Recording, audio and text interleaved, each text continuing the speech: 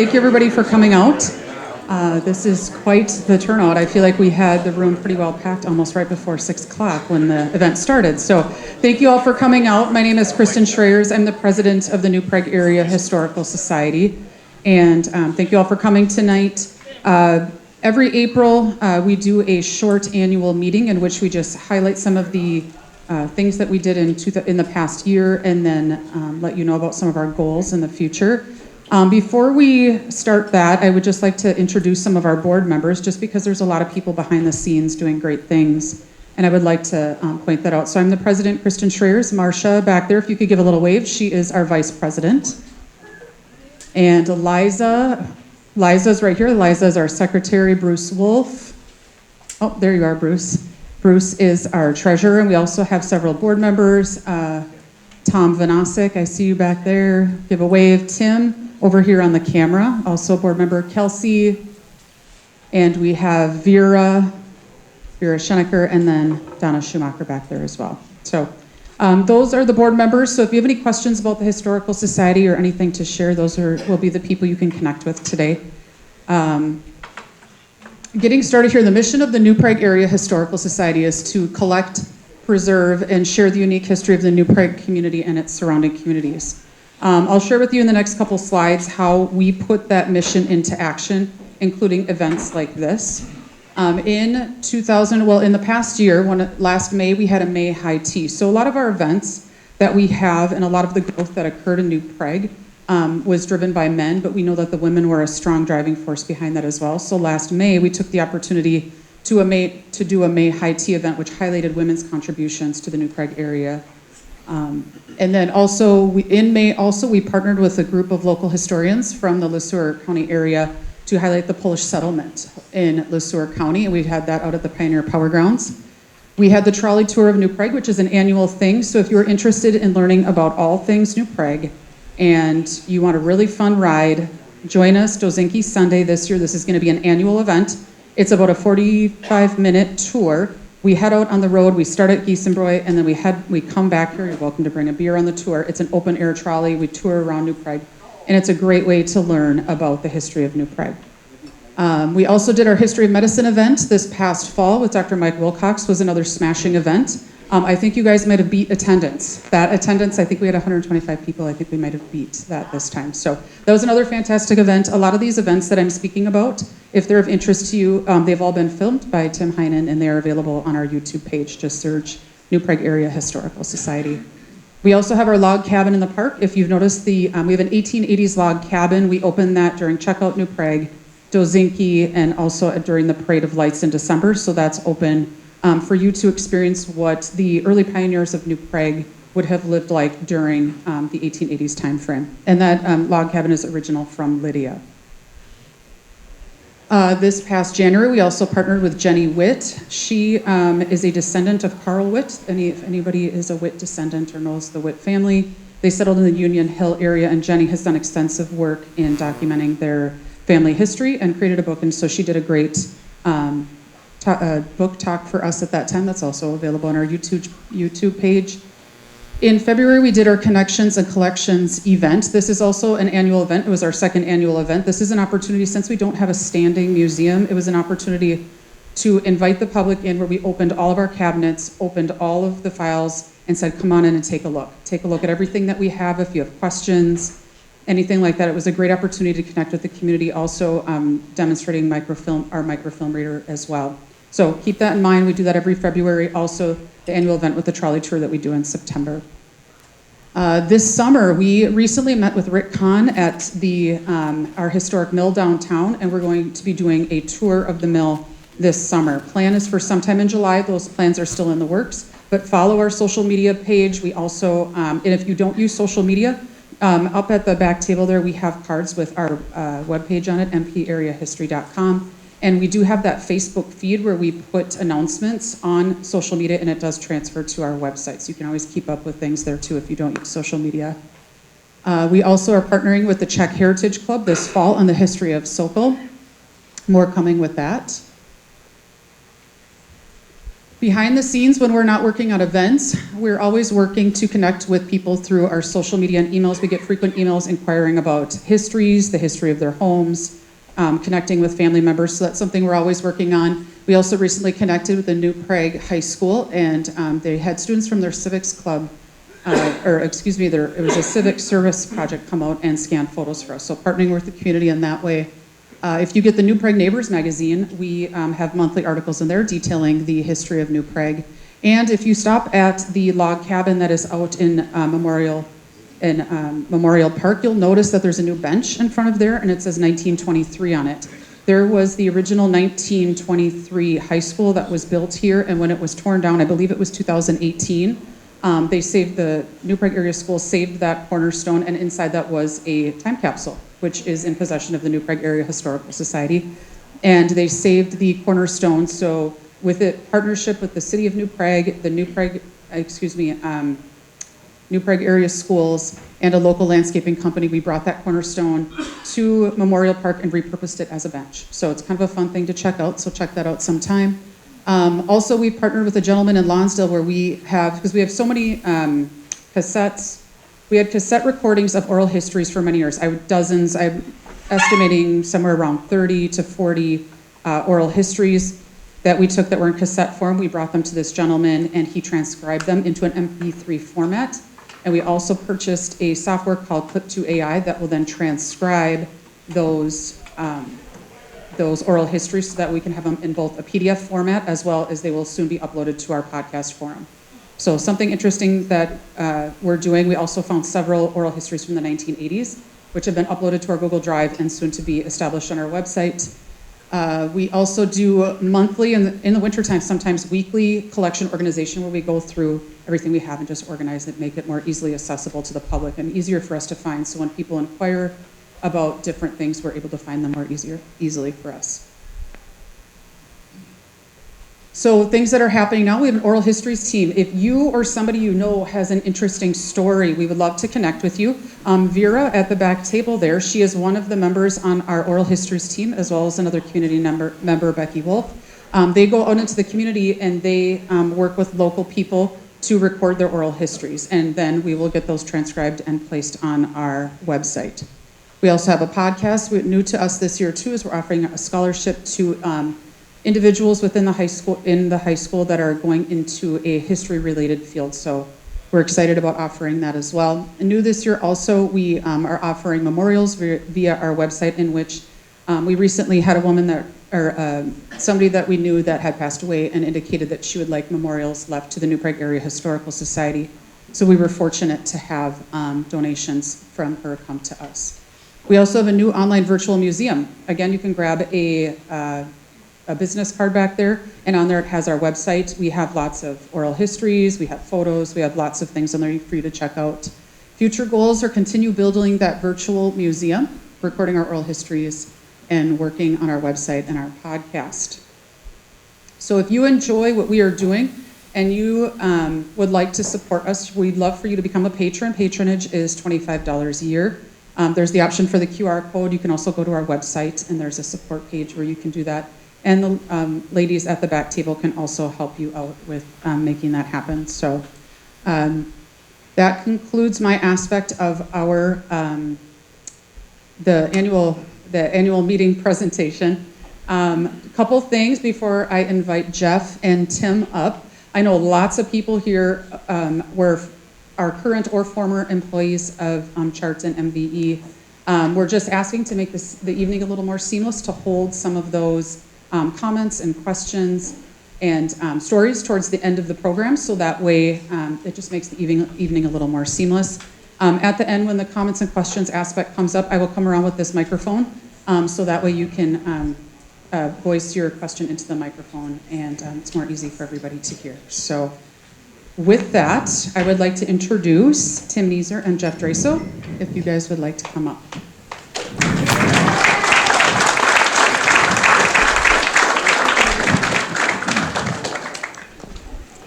Well, thank you. Going back years ago, there's a comedian named Rodney Dangerfield, and he used to do a stand-up comedian act, and he would look out of the crowd and say, "What a crowd, what a crowd."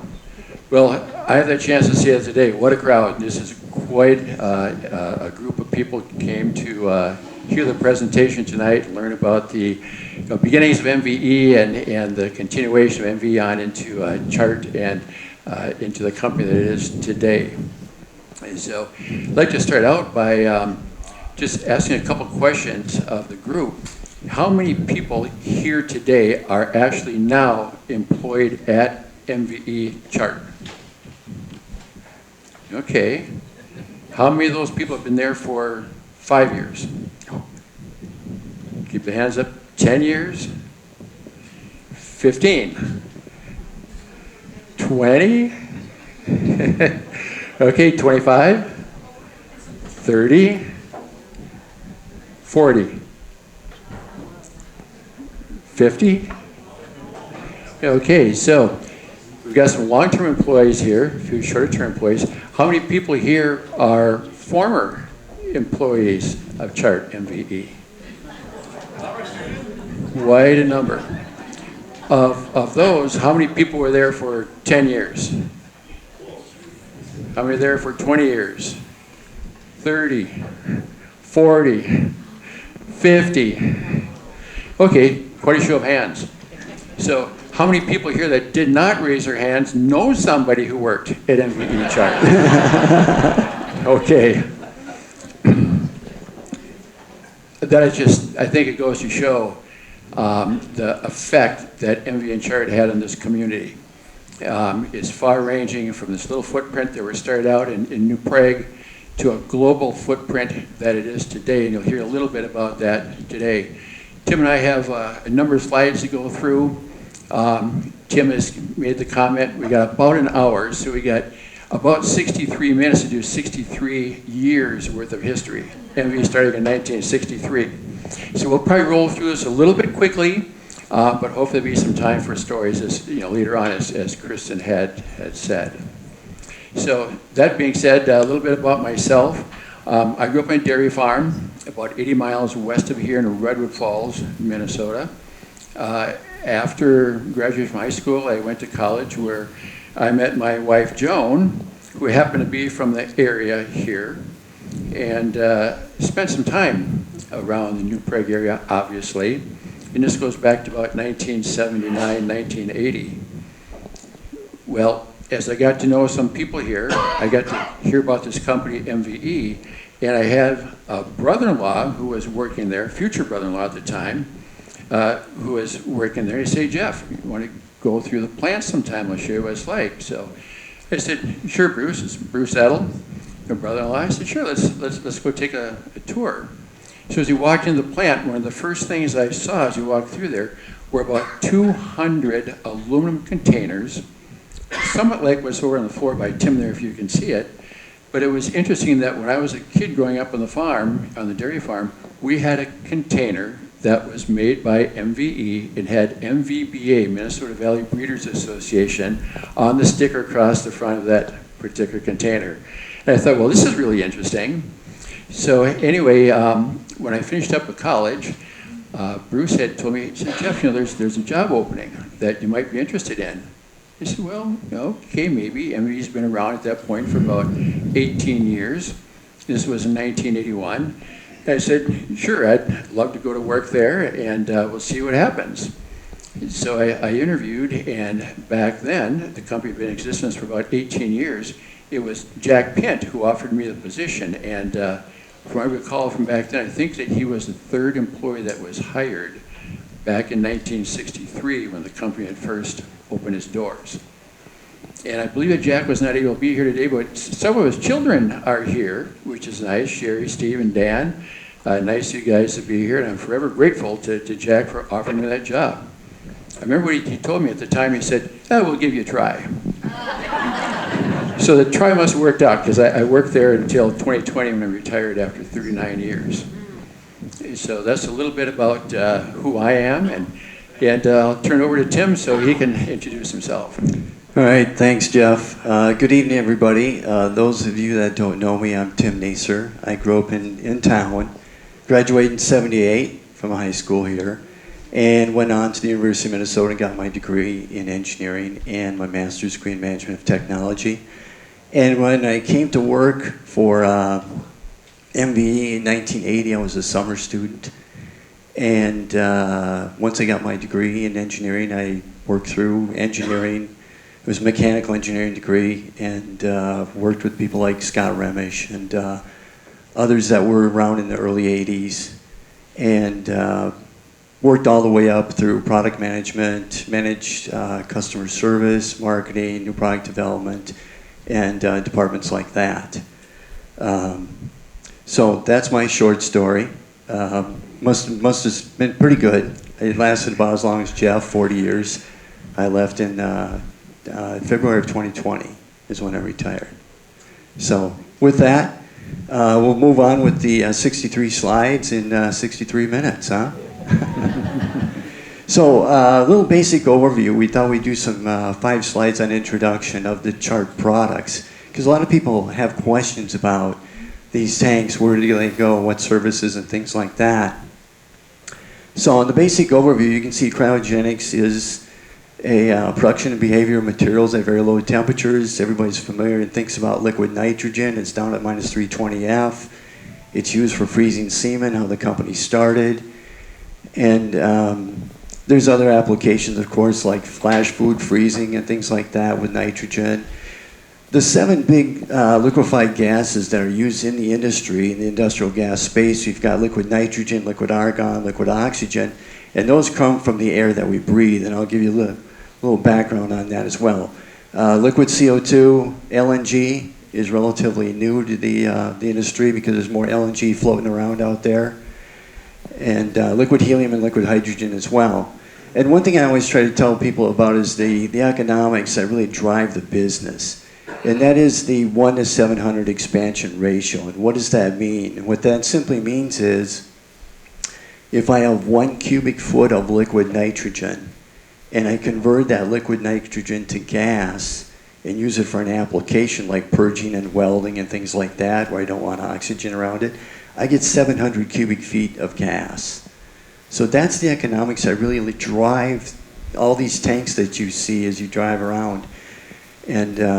And even following transports and things like that, that say liquefied, argon or things like that on them. So that's the big driver there. And looking at the company, what is Chart? Today, Chart is on the New York Stock Exchange under the ticker GTLS. It stands for Gases to Liquid Systems. I'll try to explain that a little bit more as we move on. It's leading global manufacturer of highly engineered equipment serving multiple applications in the clean energy and industrial gas markets.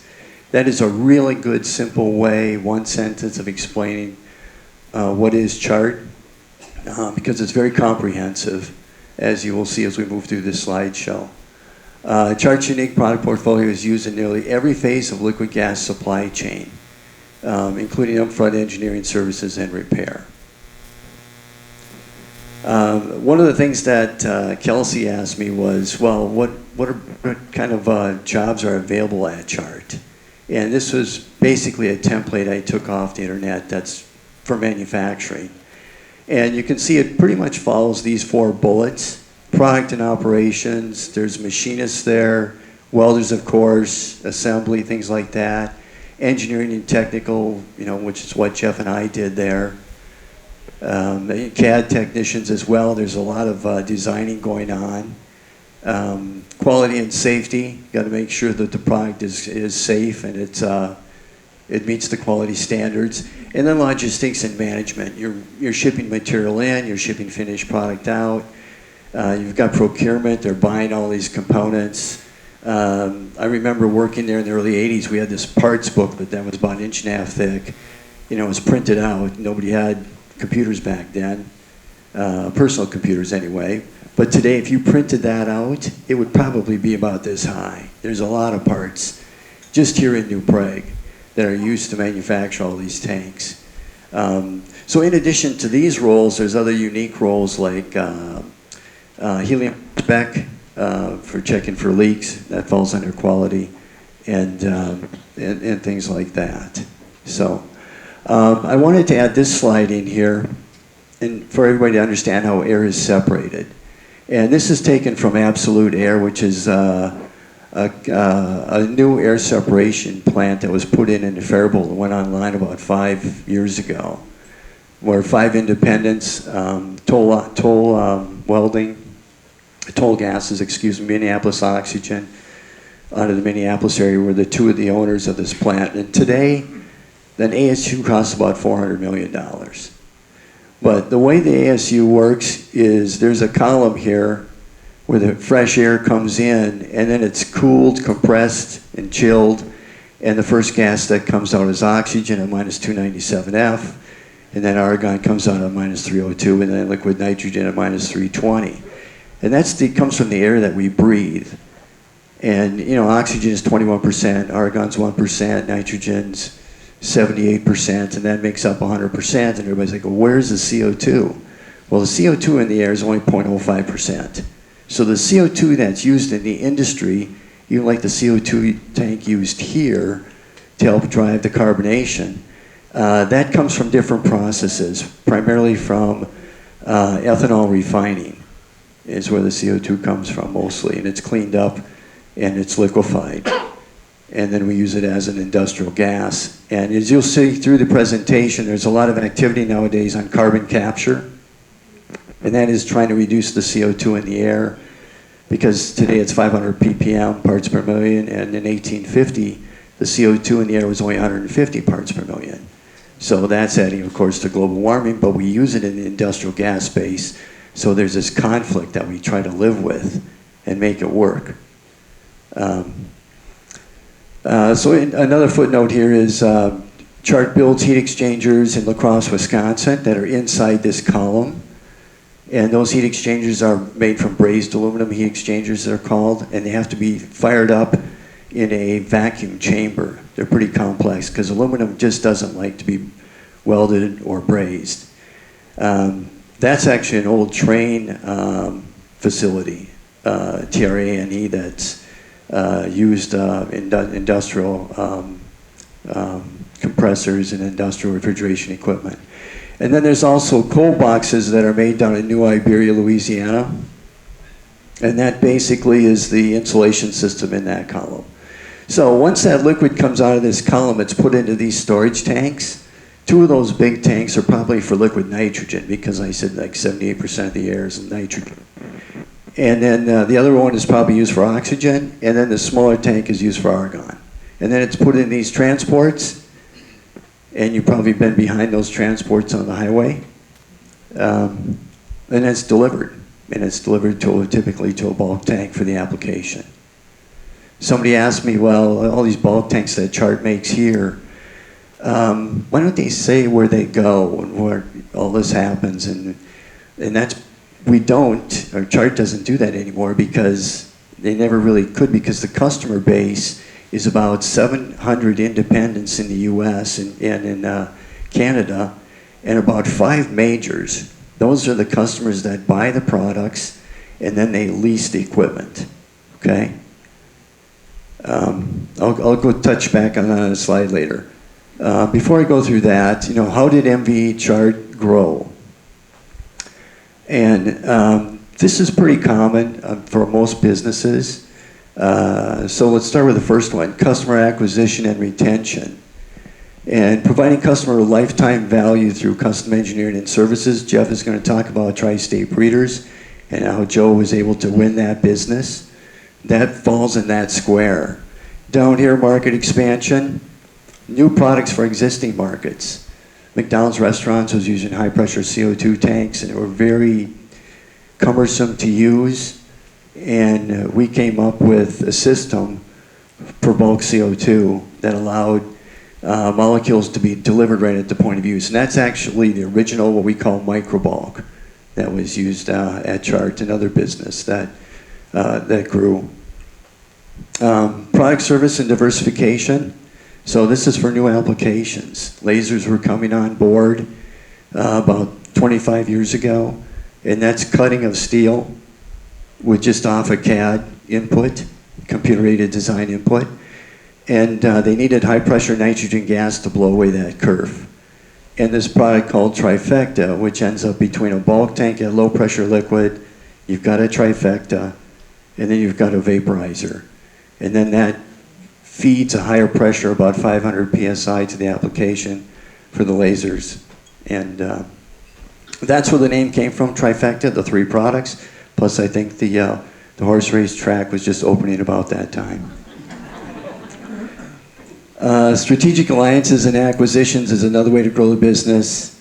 Taylor Wharton a while back, a major competitor, went bankrupt, and Chart bought that business, and I'll touch on that a little bit later. But you'll also see that as we go through this slideshow, and it's in three different sections. I'll explain that a little bit later in other slides as well, but you'll see that there's a lot of acquisitions that were happening in the last 10, 15 years just to fill in that growth. I put this slide together because I really thought, what was happening in the industry that back in 1961, 62, 63, they really didn't know was going to happen. And these 3 stars actually aligned. And the first one there really covers everything that Chart manufactures. And it's the mode change is driven by key buying motives. The mode change says, I don't want to use a high pressure bottle. I want to use a bigger tank, deliver me liquid, and I've got gas to my application as convenient as tap water. And it's, at the end of the day, it's convenience, quality, safety, savings. Those are the 4 mode changes that really drive the business for the new equipment. Number 2 is an interesting one. Major gas producers were building their own cryogenic equipment. You take a look at Linde, which is a German company that started some of the first cryogenics out there, and they were making their own products. And after a while, they realized, it's easier to give this business to somebody else, whether it was Taylor Wharton or MVE at the time, or any other competitor, and then they would just focus on purchasing that equipment, lease that equipment, service it, and fill it with the molecules. That's where they make the money. On contracts, typically a 10-year contract.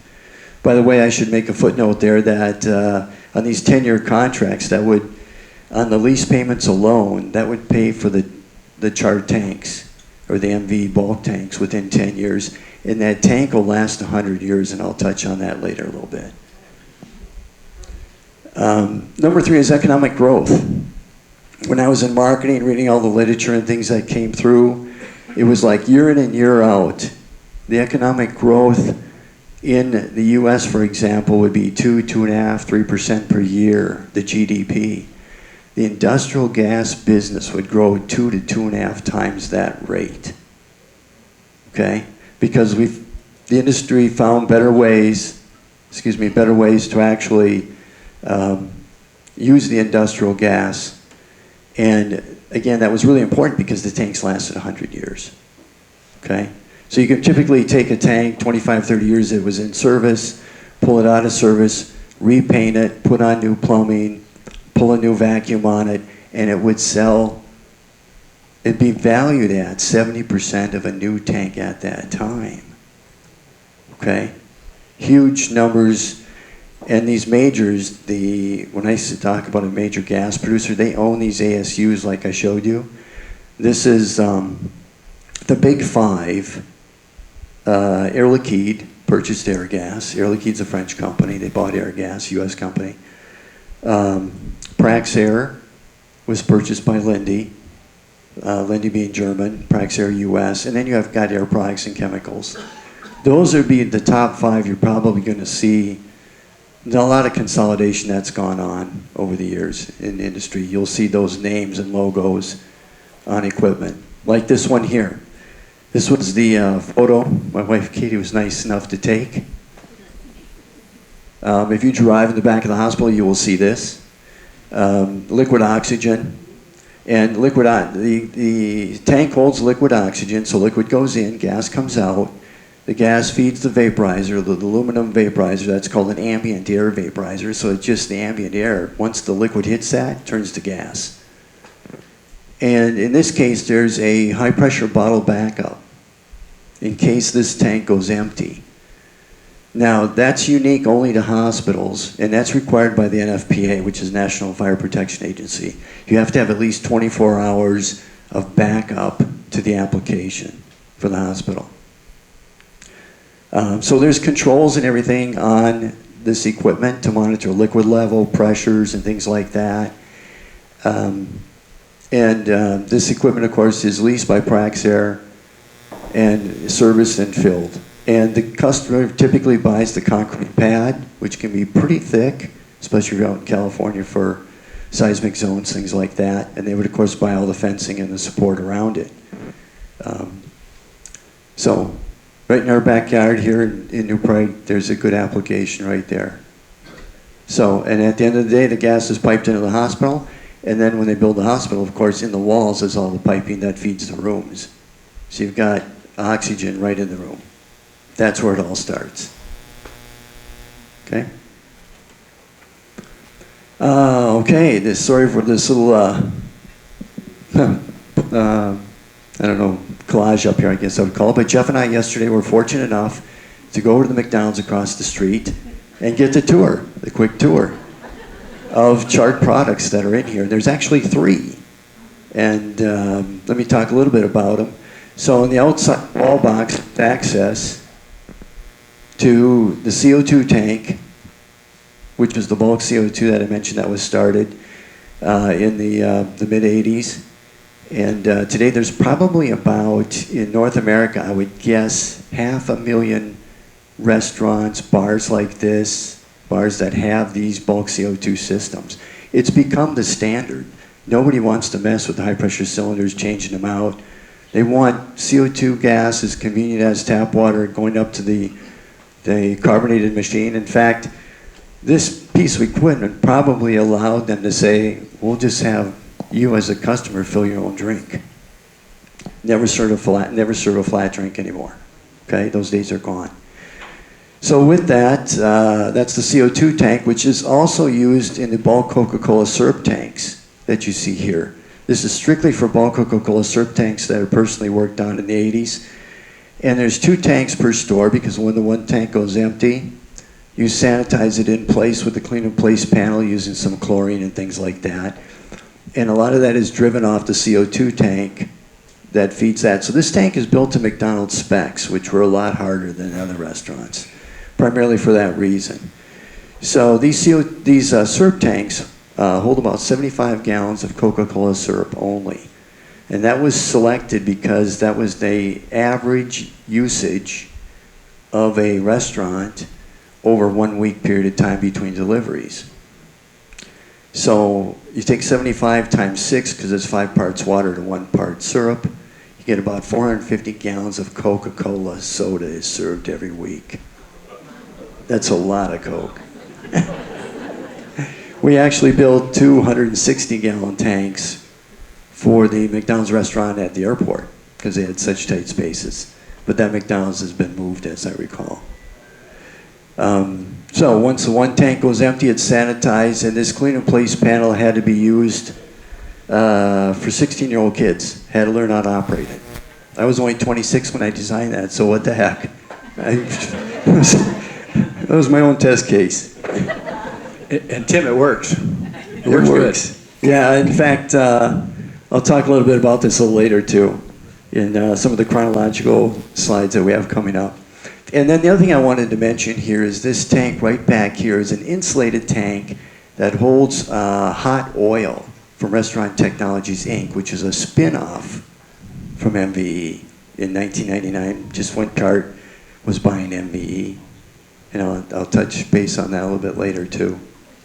So that gives you a little background. So in the presentation, we have it set up so that we've got 3 sections. We've got the early years, and let me grab my flyer here.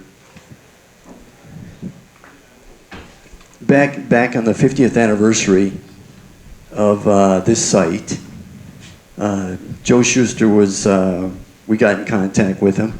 And in January, he started working on this brochure, which is great. And that's the early years. And that is really the feedstock for this presentation. It's all in here. The early years, 1963, 1978, from a garage to a world leader in cryogenics. So you can take that with you. If we run out, we can get more through the Historical Society. You can pick those up and read them. They're very interesting. And then we had the growth years from 79 to 99, also under the MVE banner. And then the chart years from 2000 to the present. Okay? All right, starting with that, Jeff, excuse me, take it away. All right. If I can use a clicker there.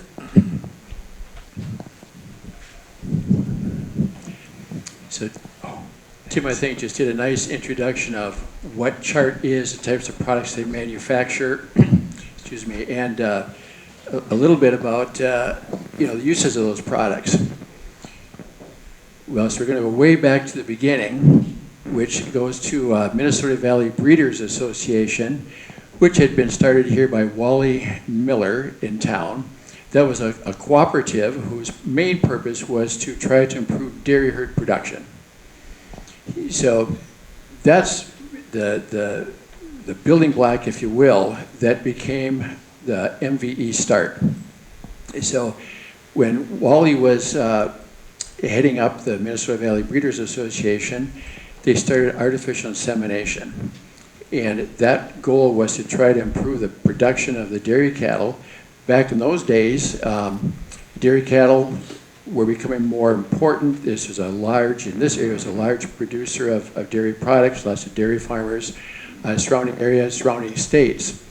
So Wally's goal at that point was to basically have artificial insemination in every dairy farmer or every dairy farm in the area, as well as in the state.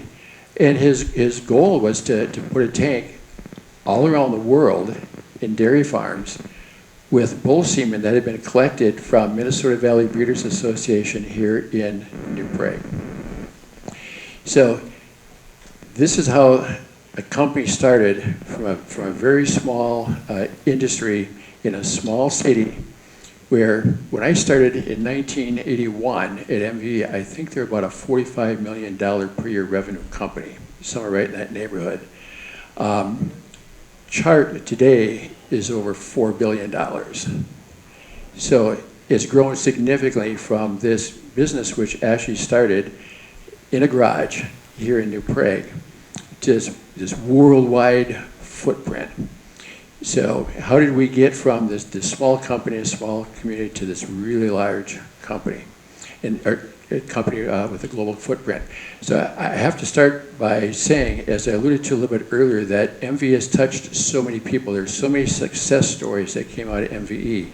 As Tim was explaining a little bit about the growth of the company and some of the products that it manufactures and the different final applications, it's not just no longer storing bull semen in a cryogenic container.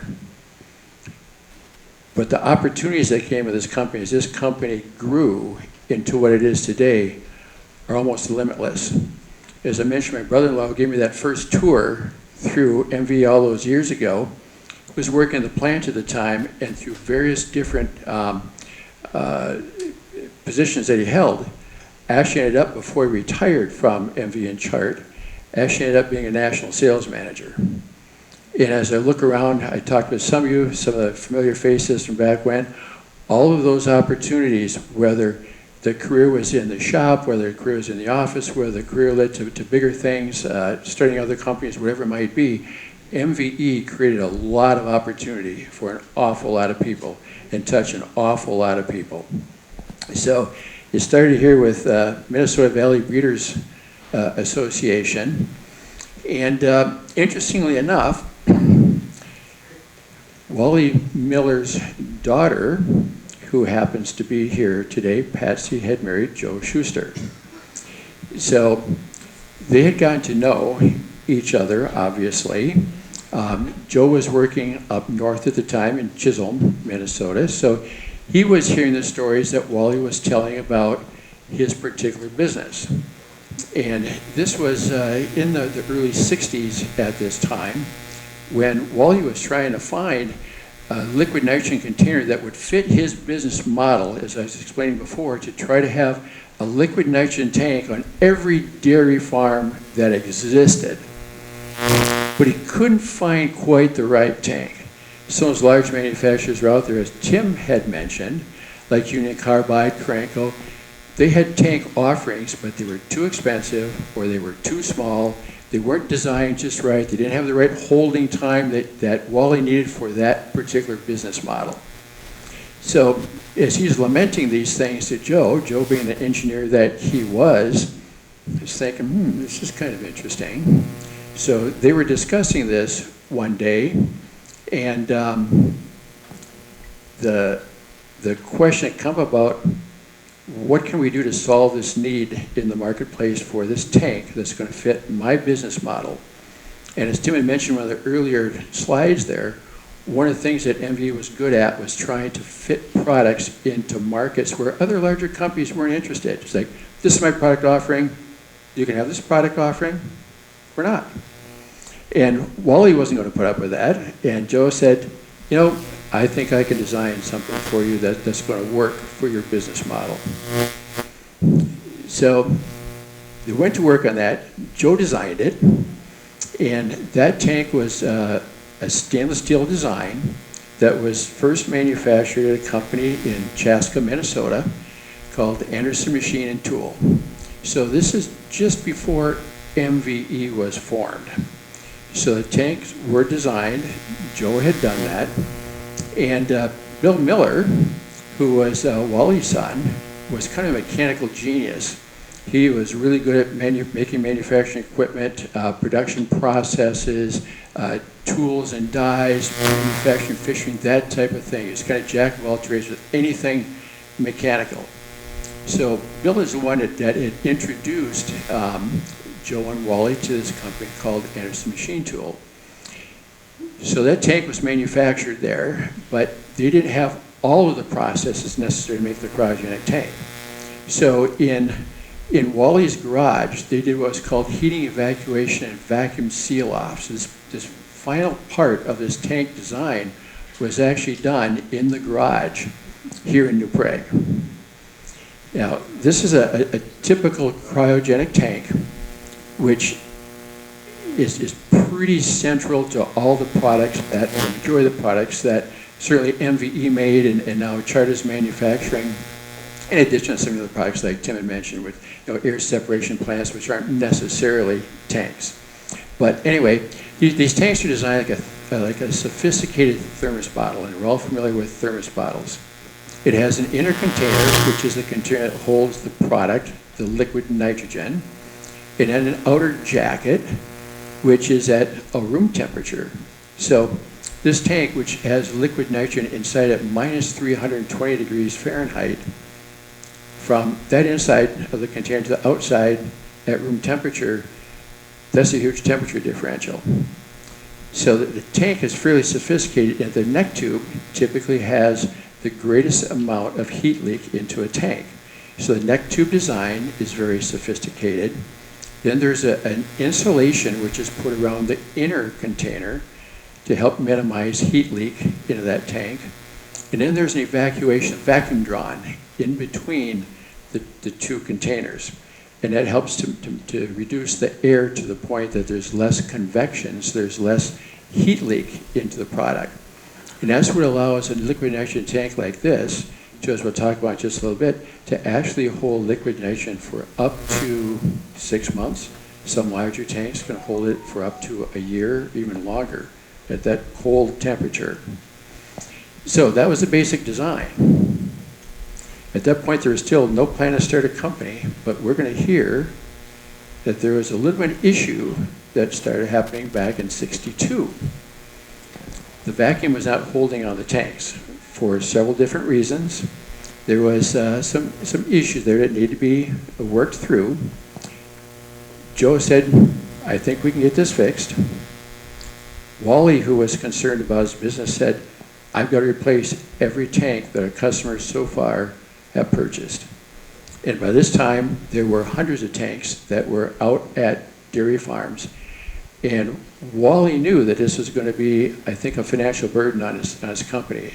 And he was going to take as much money as he could and reimburse these farmers for lost product and lost their tank. So when they were talking about this, Joe said, hey, how about if we do this? How about if we start a company to do the actual refurbishing of these tanks, repair these tanks, and start to manufacture our own tanks so we can control that supply chain. And that became the beginning of MVE in 1963. Wally said, let's do it. He had faith in Joe, and Joe started the company in a building which is now in the southwest corner of where the current complex is here in New Prague. It was a 50-foot by 100-foot building, and that was the beginning.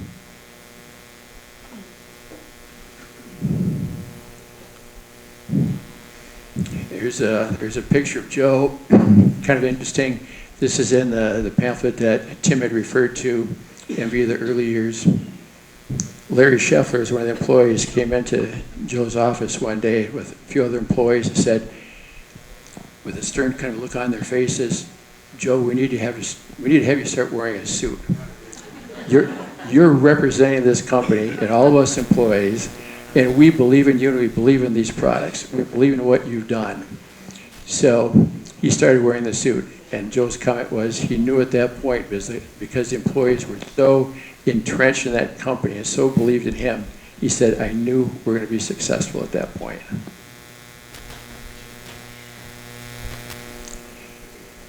Now, Jim had mentioned that there were large manufacturers of cryogenic equipment at the time. And I mentioned that Wally couldn't find the exact tank that he wanted. So there were large competitors out there. And one of the first big customers that Joe got it's called Tri-State Breeders Company in Wisconsin. He was going up against two large companies. Union Carbide is huge. We've all heard of Union Carbide, and another company called Cranco. MV was the last one to do the presentation that day, and Union Carbide had taken over half the day. And then Cranco came up in the middle of the afternoon, and Joe came up way late in the afternoon. So he's going through all this presentation, his mind thinking, I gotta go up against these big guys. He revamped the presentation a number of times and made a very condensed presentation. At the end of his presentation, which only lasted a short period of time, one of the executives came to him and said, perfect presentation. We think you're going to get the bid for the job. And the next day, they got the bid. That was at the point that the huge competitors out there like Union Carbide and Cranco and others in the cryogenics industry knew that MV would be forced with. This is a picture of some of the customers of the tanks originally. You see some of the Minnesota Valley breeders. These are some of the cooperative farmers with the stainless steel tanks, more pictures of them. So you can see those little tanks are all kind of like, I like to say, like the little crackers, little toy soldiers all lined up, all one exactly like the other, looking for repetitive manufacturing of high quality product. Now, an interesting story here. Joe wanted to have a smaller, lighter container that held liquid nitrogen longer. And I see Mel back here chuckling. I think he knows the story very well. Joe was going to be going on an international business trip just before the holidays. He's going to be gone for 3 weeks. And he gave to some of his employees, saying, you know what, if you can make the aluminum tank for me before I get back, I'm going to fill it with champagne, and we're going to have that for a holiday party. Well, what you see here is an aluminum tank that was manufactured within 3 weeks, painted with a greeting to Joe on it, and Joe made good on it. He filled it up with some champagne, and there was a good Christmas party. So, also at that same time frame, this was a big investment for MVE at the time. They purchased a company in France, and that was to beat Union Carbide, who had opened a production plant and was going to be making these particular tanks in Europe as well. MVE beat the big guys. It's like a David and Goliath story. they beat the big guys to the market with their tank first. And that's the type of perseverance and the type of, I think Joe's personality was to push and to look for excellence, and that came through. And that's what allowed MVE, I think, to become the company that it was then and has grown into now. I think Joe's personality, once again, had carried through to all the management team. That management team had carried that through their employees and on and on. And actually, for years and years, that philosophy pervaded MVE.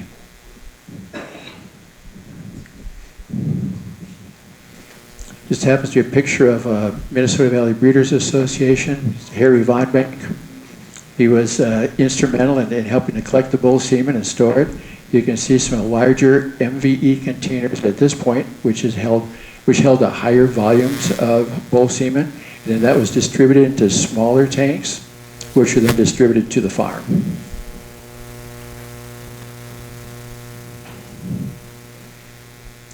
And here's a picture of a number of employees, some of the early employees referred to as the rainmakers.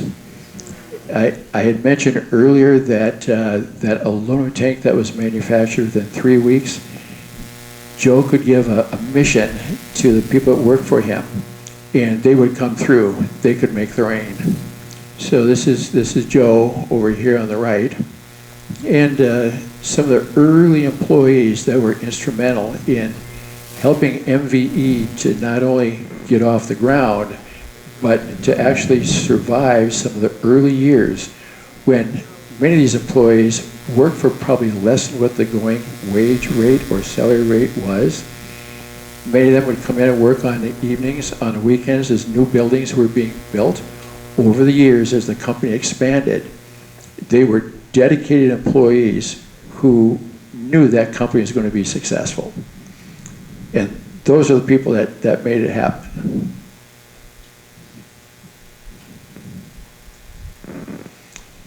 Wally Miller was kind of identified as the #1 rainmaker.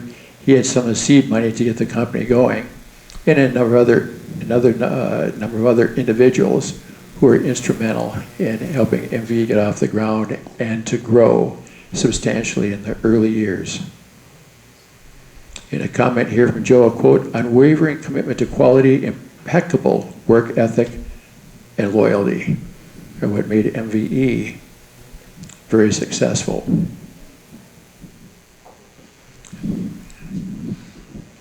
All right, thanks, Jeff. Okay, moving on, the early years, 1967. Next up was the 160-liter liquid cylinder design branded as the VGL 160L vertical gas liquid. Terry's in the house. Terry worked on this along with Jim Eaton. Jim is shown there standing next to the Duracell, which was actually the next generation. I'll talk about that later.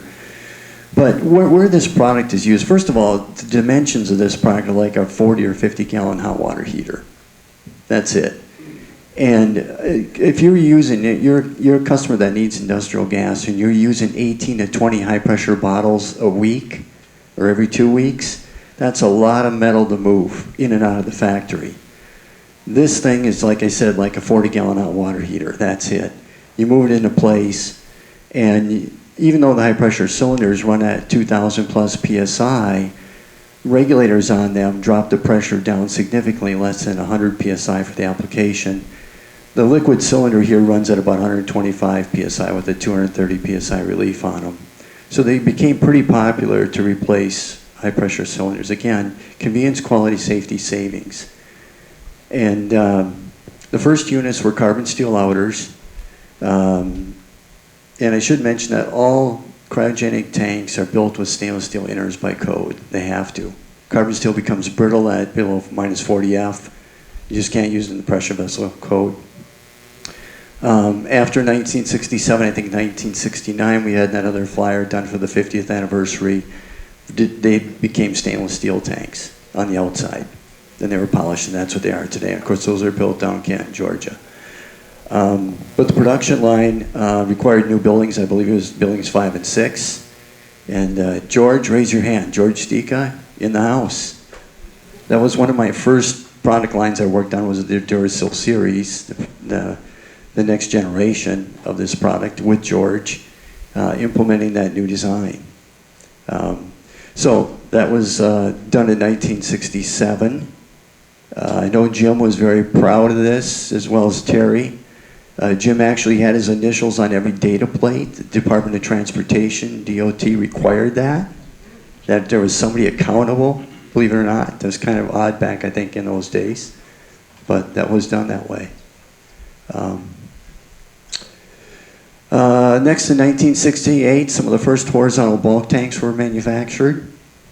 And there were 300 and 500 gallons. This particular one was custom paint job for Airco. And you can see DOT special permit with the number on up there. So MVE worked with the Department of Transportation at the time and got that permit. They were the only ones that could manufacture that tank. And they had to be built to those prints, to that revision level. So if you made a revision change, you had to contact the DOT and get that changed. Big deal back then.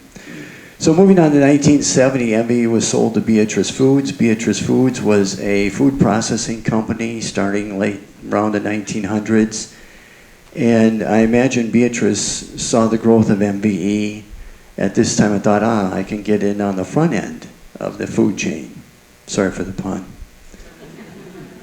But they worked with Joe, and Joe sold the business just after 7 years to Beatrice Foods. And you can see some of his comments here. He was happy that they had financial backing.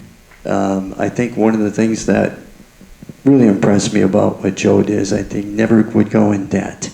Debt, I think, Tim, was a 4-letter word. Literally. And to everybody that worked there at the time. So, and obviously Beatrice Foods was very pleased with their performance. You know, the management got every prize offered, including the Hall of Fame for the next 5 years.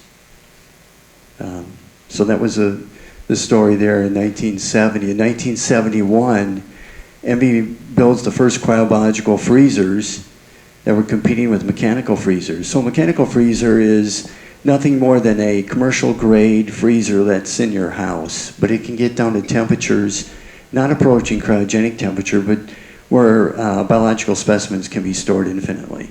And they'll get down to minus 140 F, things like that. But these freezers, and there's a lot of them at places like the Center of Disease Control, things like that. This is a newer photo off the internet, but ampules are stored in these freezers, cord blood, blood itself, things like that, biological specimens, heart valves, things like that. But they don't submerge it in the liquid nitrogen like you would do with semen. There's only about 3 to 6 inches of liquid in the bottom of the tank. Okay, so the specimens are stored in what's called vapor phase, because that still gets down to minus 150 F. And then you don't have the safety problems when the people are removing these samples and ampules and trying to work with them or putting new stuff in. So that's called vapor phase.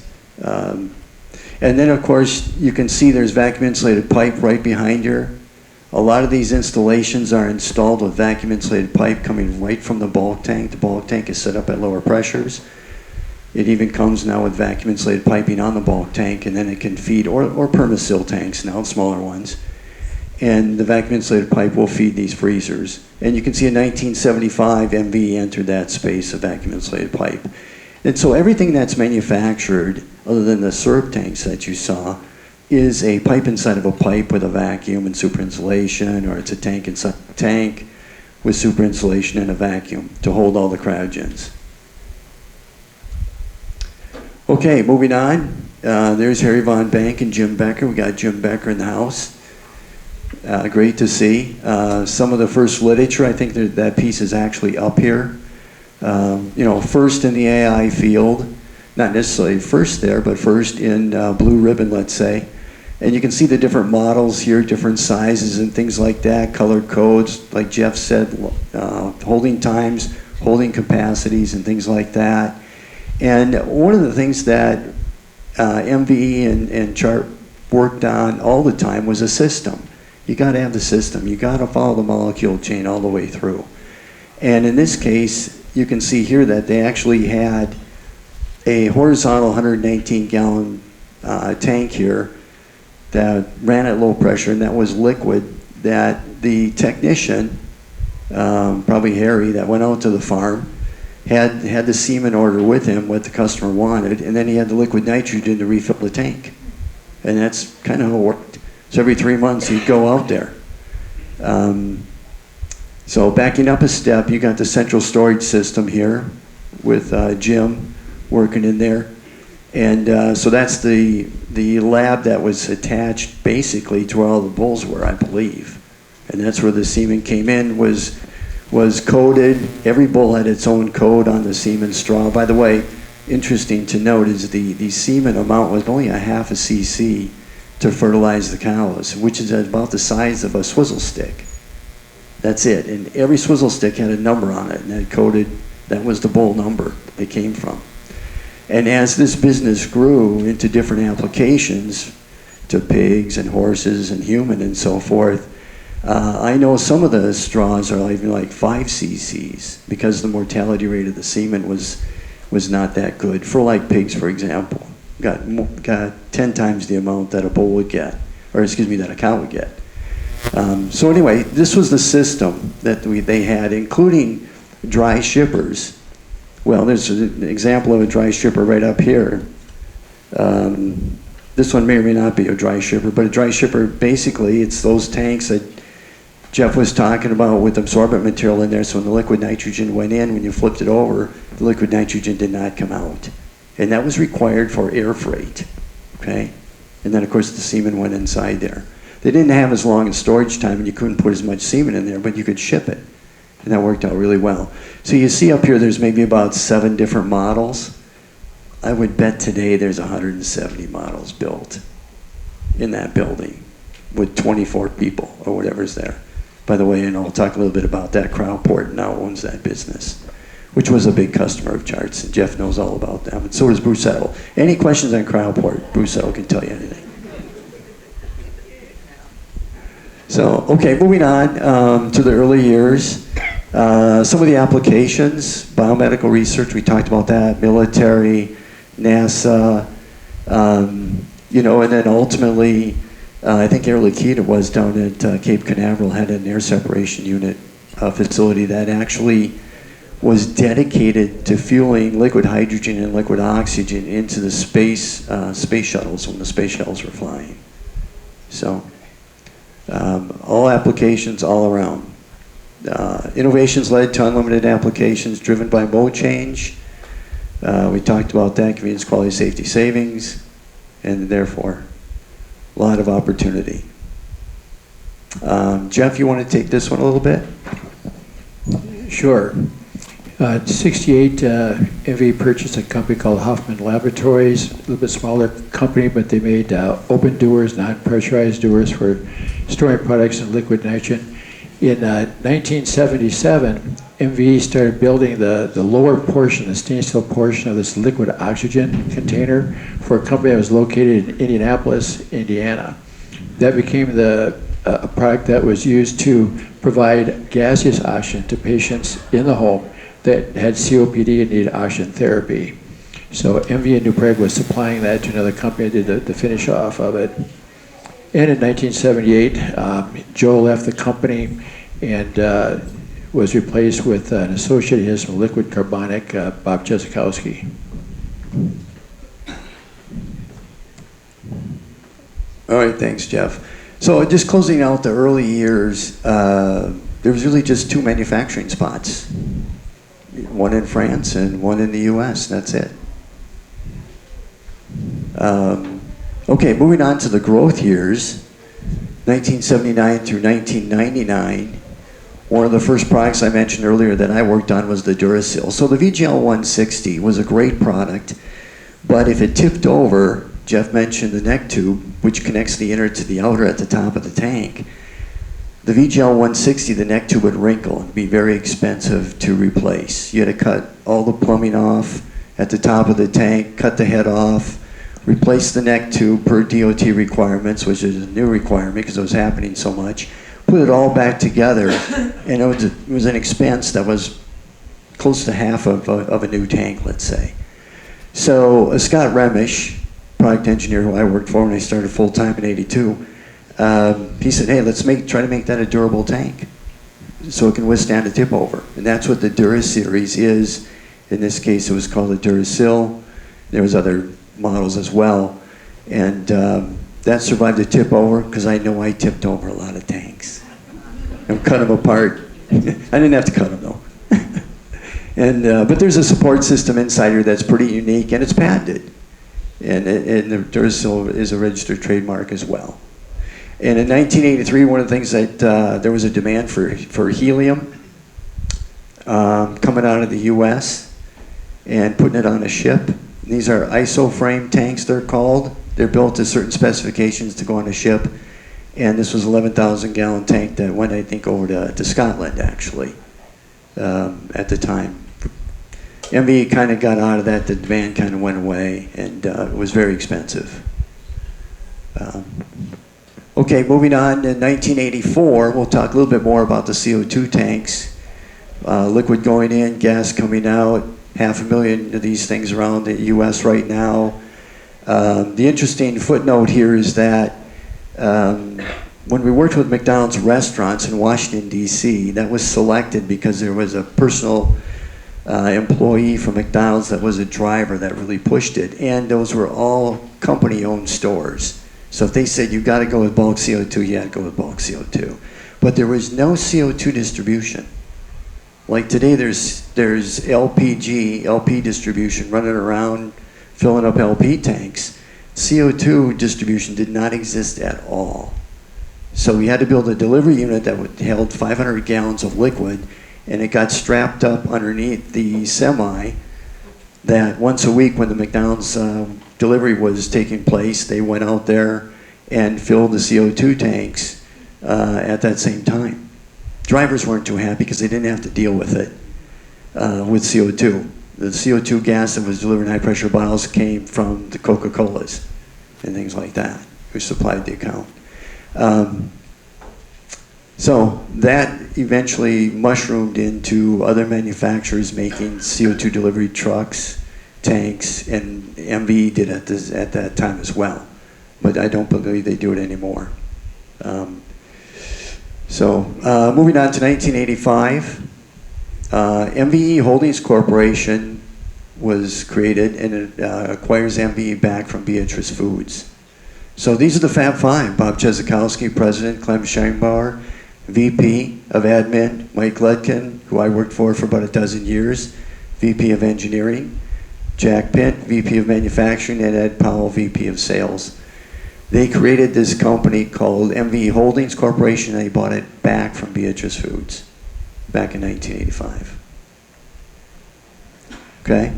Oh, then came the big turmoil. Right? So if I go back to repairing those VGL 160s, CSI was a company that started up in Savage, Minnesota, and Bob Chezikowski gave him the green light to take over and repair overflow that couldn't be done in New Prague on repairing the VGL 160. And they got so good at it, they thought, well, let's just start a new business, go down to Canton, Georgia, and make our own product down there, manufacture our own product. So that happened in about 1980, early 80s. And some people left, a lot of friction there, left MVE out of New Prague, and went down to work for CSI in Canton, Georgia, and started by Bill Miller and Kenny Pint, and I think some of the seed money came from Wally as well. I think by that time Wally had sold MVBA to 21st Century Genetics, another story. And they were off and running, and Bob Chezikowski kind of had a vendetta to a certain degree, and did the deal and bought CSI in 1990, just 7 years after they had opened their doors.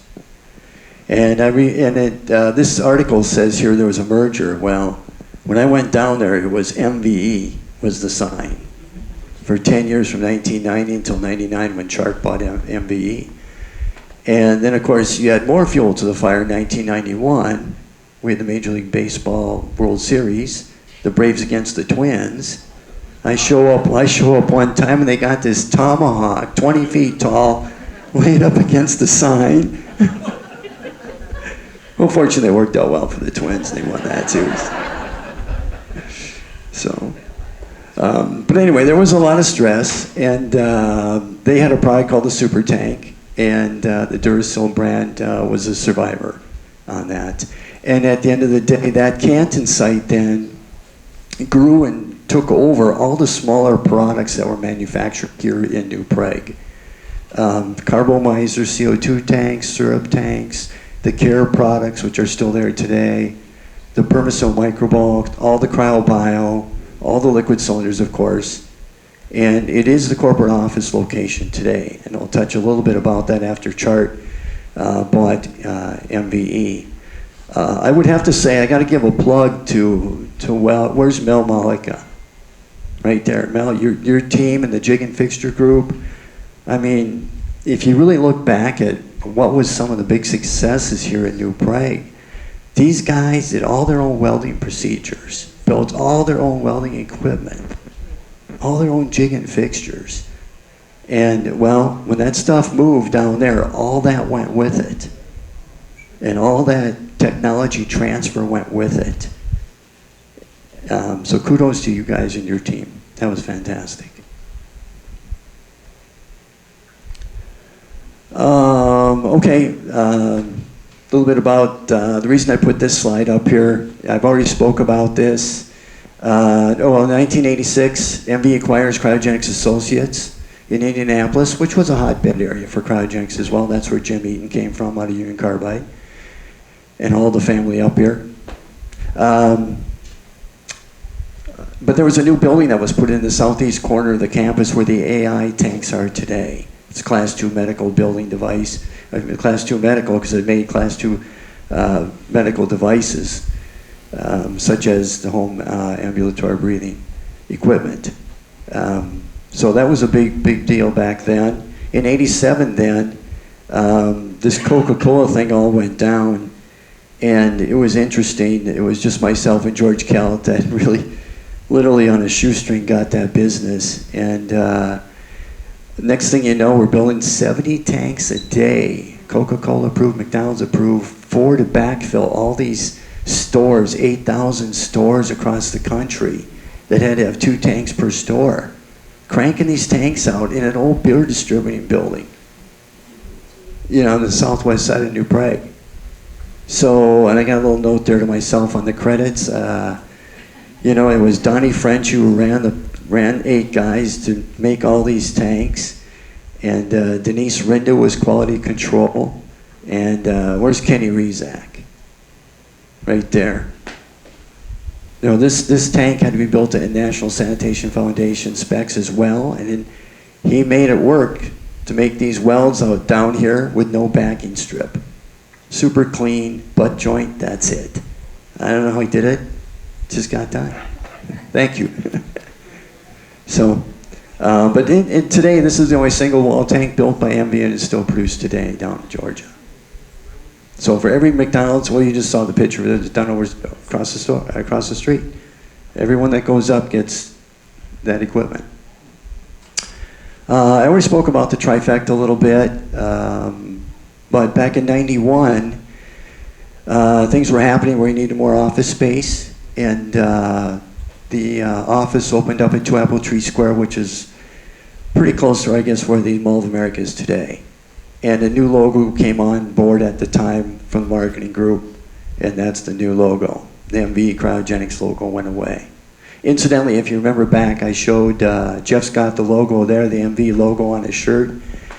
That logo is only used today, and probably still used by Cryoport, on the CryoBio storage equipment, because that had such brand power in that industry for cryobiological storage.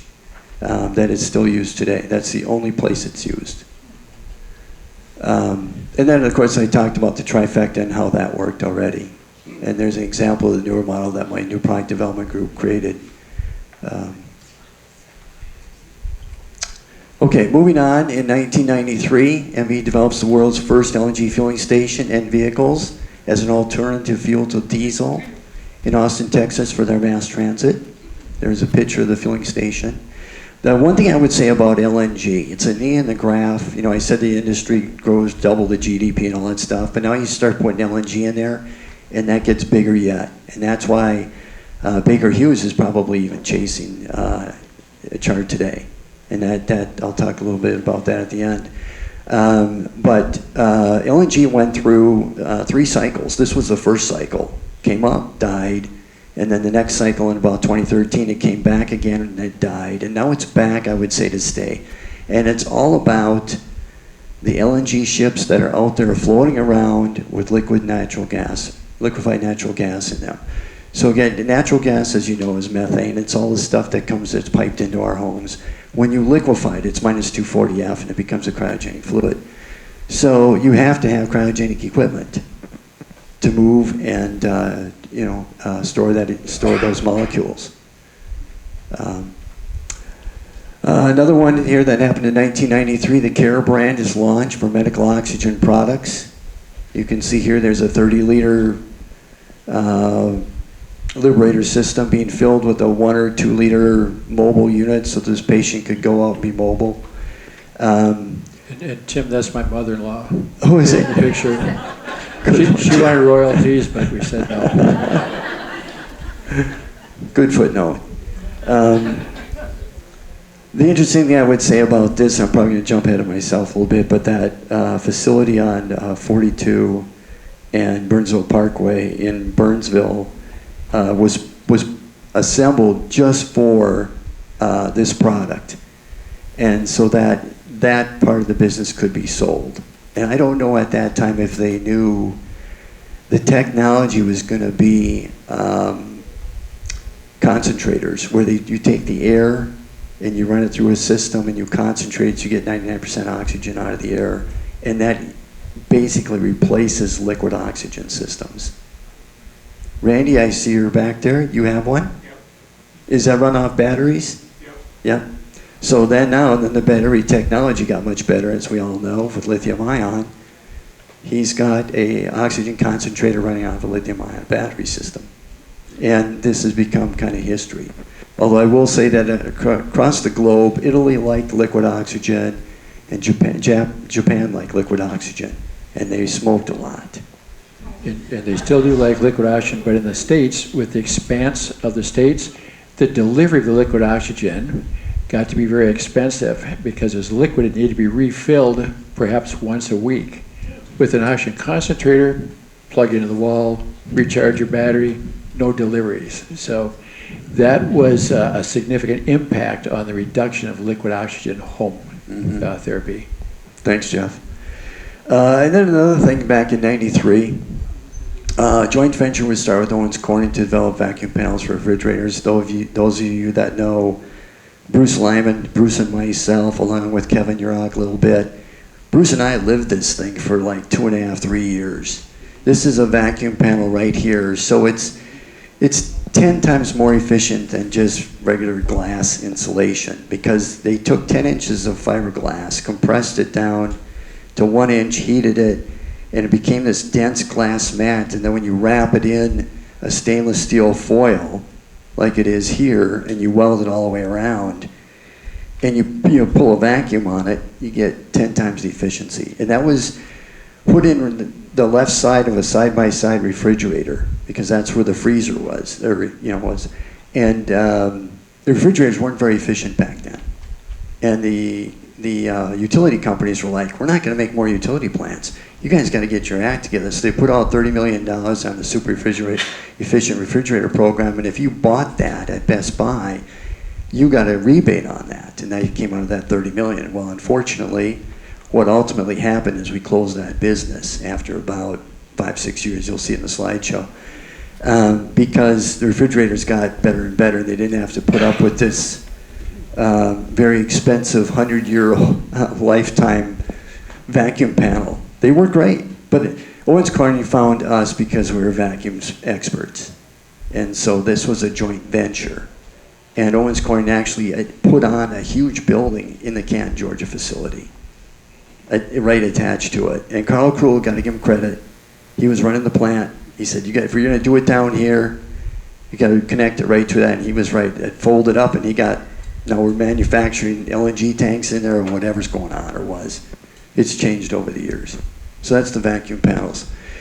Also in the growth years, in 1994, we had this microbulk product, and I was product manager for this about that time. Actually, a little later. Sorry, I was more around 2000 and helped commercialize it. Credits here to Dave Vaughn taking this picture down by the park and the golf course. But the microbulk products were designed. I showed you the long transports that hold 7,000 to 8,000 gallons coming out of the ASUs, and they just want to make 1 drop a day. This guy could make 10 drops a day into these smaller tanks.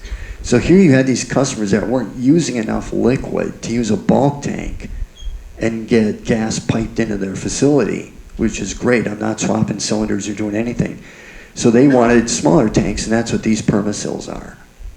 Okay? Same concept. You're dealing molecules at the point of use. You're moving molecules instead of metal, all for convenience, quality, safety, and savings. And people would ask me, why'd they call it Orca?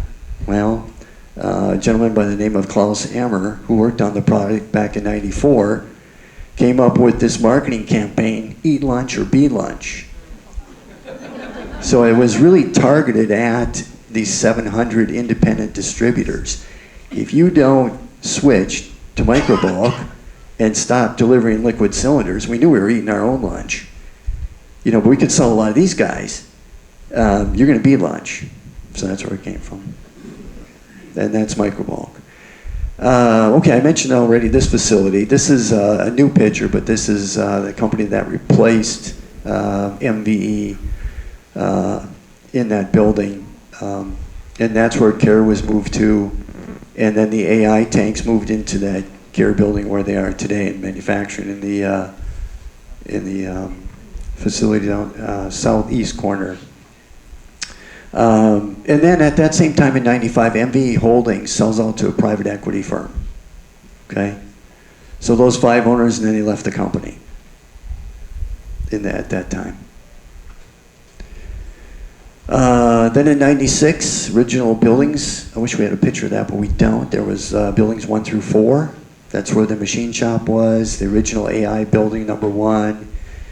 And then there was the offices, and then there's some manufacturing behind that. Those were all leveled to improve, need more space for bulk tank manufacturing. And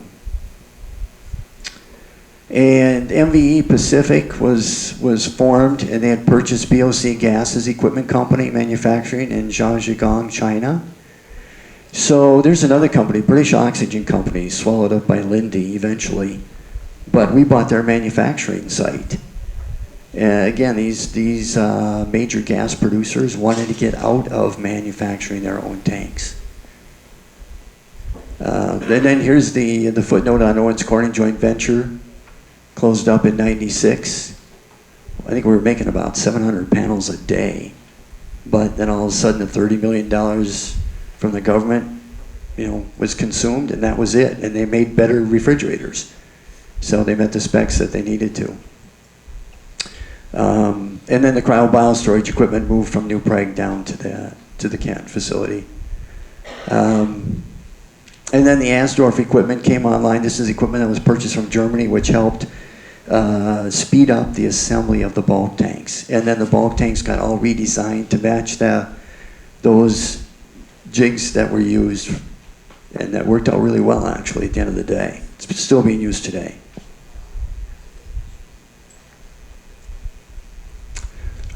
Moving on in the growth years, 1997, MVE purchased Hans Environmental Inc. in Michigan. So this is what's called an environmental chamber. Most of environmental chambers out there are used to vibrate, has a vibration table in it, and is used to break stuff. So if I'm Hewlett Packard, I built a new printer, I want to break it, and I want to know where the weak points are so that my warranty, this thing will last past the warranty. And so the chamber will change the temperature, hot to cold, vibrate the table and wreck the stuff. It's pretty sophisticated equipment.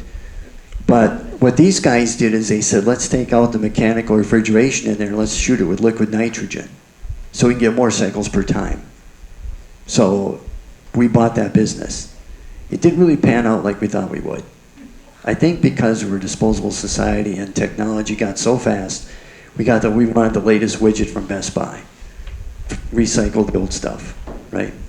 So warranty was no longer a big deal.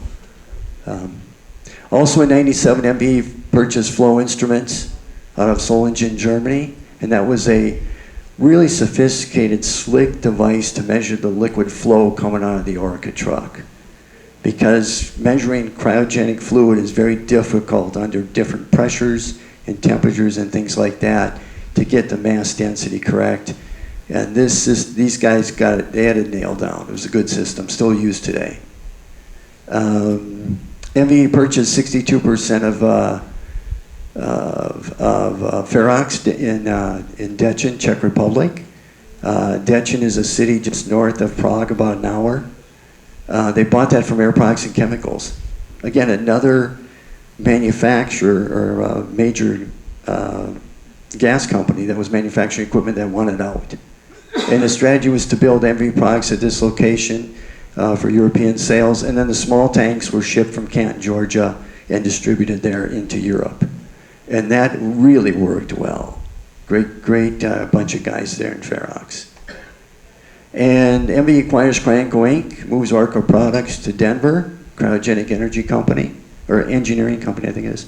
That didn't work so well. Didn't work. Turned around, brought it back. They couldn't. The Orca truck is probably one of the most sophisticated delivery trucks on the planet. And probably have built 1,000 of those already. And we had to bring that back to New Prague. So hats off to all those that worked on that product line. 1998, office personnel are moved from Bloomington, Minnesota to the new Burnsville facility.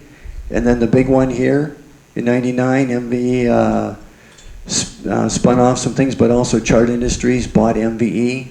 It was pretty complicated at the time because Chart was smaller than MVE. And there was a big battle for what was going to be the name of the company. Who had the brand? And Chart won out on that. So Chart is a short name for Chart and Charlie and Art Holmes. That's where that comes from. And they started in 1992 buying other companies in the industrial gas space, mostly on the front end of the molecule chain, like I mentioned with the heat exchangers and the cold boxes. And they were in Garfield Heights, Ohio, and that's where the corporate office became. And when that was all going down at about the same time, they were like, we don't want this stuff. You guys, so some employees that were working, John Wickstrom, and he took Cool Clean Technologies. That's still used, that business is still out there today in Eagan, Minnesota. What Cool Clean does is they take CO2. CO2 in a liquid form is a great solvent. That's why you use carbonated water to take out wine stains out of the carpet. It's the CO2 in there that's taking the stains out. And what they could do with this then, at about 800 psi with liquid CO2 in a big washing machine, they could take and put in, let's say, a fireman's suit that has a lot of chemicals on it from the fire and nasties, and they could clean it up. So that was one of the first applications. It's grown to more other applications beyond that. RTI, Restaurant Technologies Inc., I think they're over in Mendota Heights. Those of you that know Brad Chambar, sorry. Brad was, so some employees left, of course. Paul Pluster was instrumental in starting Restaurant Technologies, and Brad was the VP of Engineering and Quality Control at RTI. So that happened in '99. Chart files for an IPO and becomes a public company on the NASDAQ. That was under the ticker CHRT. Okay? So that is through '99. Now we have the chart years, so that's two sections of this. And I'll keep rolling. We'll try to blow right through this. In 2003, the Permiso production line moves from New Prague to Canton, Georgia. Chart files Chapter 11 bankruptcy. Chart bought MVE, overpaid for it, probably. That's the rumor I heard. And had too much debt, had to restructure. Okay? So we got delisted off the NASDAQ. CHRT, gone. Sam Thomas was hired. Sam's background was from ESOP. They manufacture welding equipment like Miller. And he came in as that CEO and president and chairman of the board. Great guy to work for. 2004, Care Production moves to Burnsville.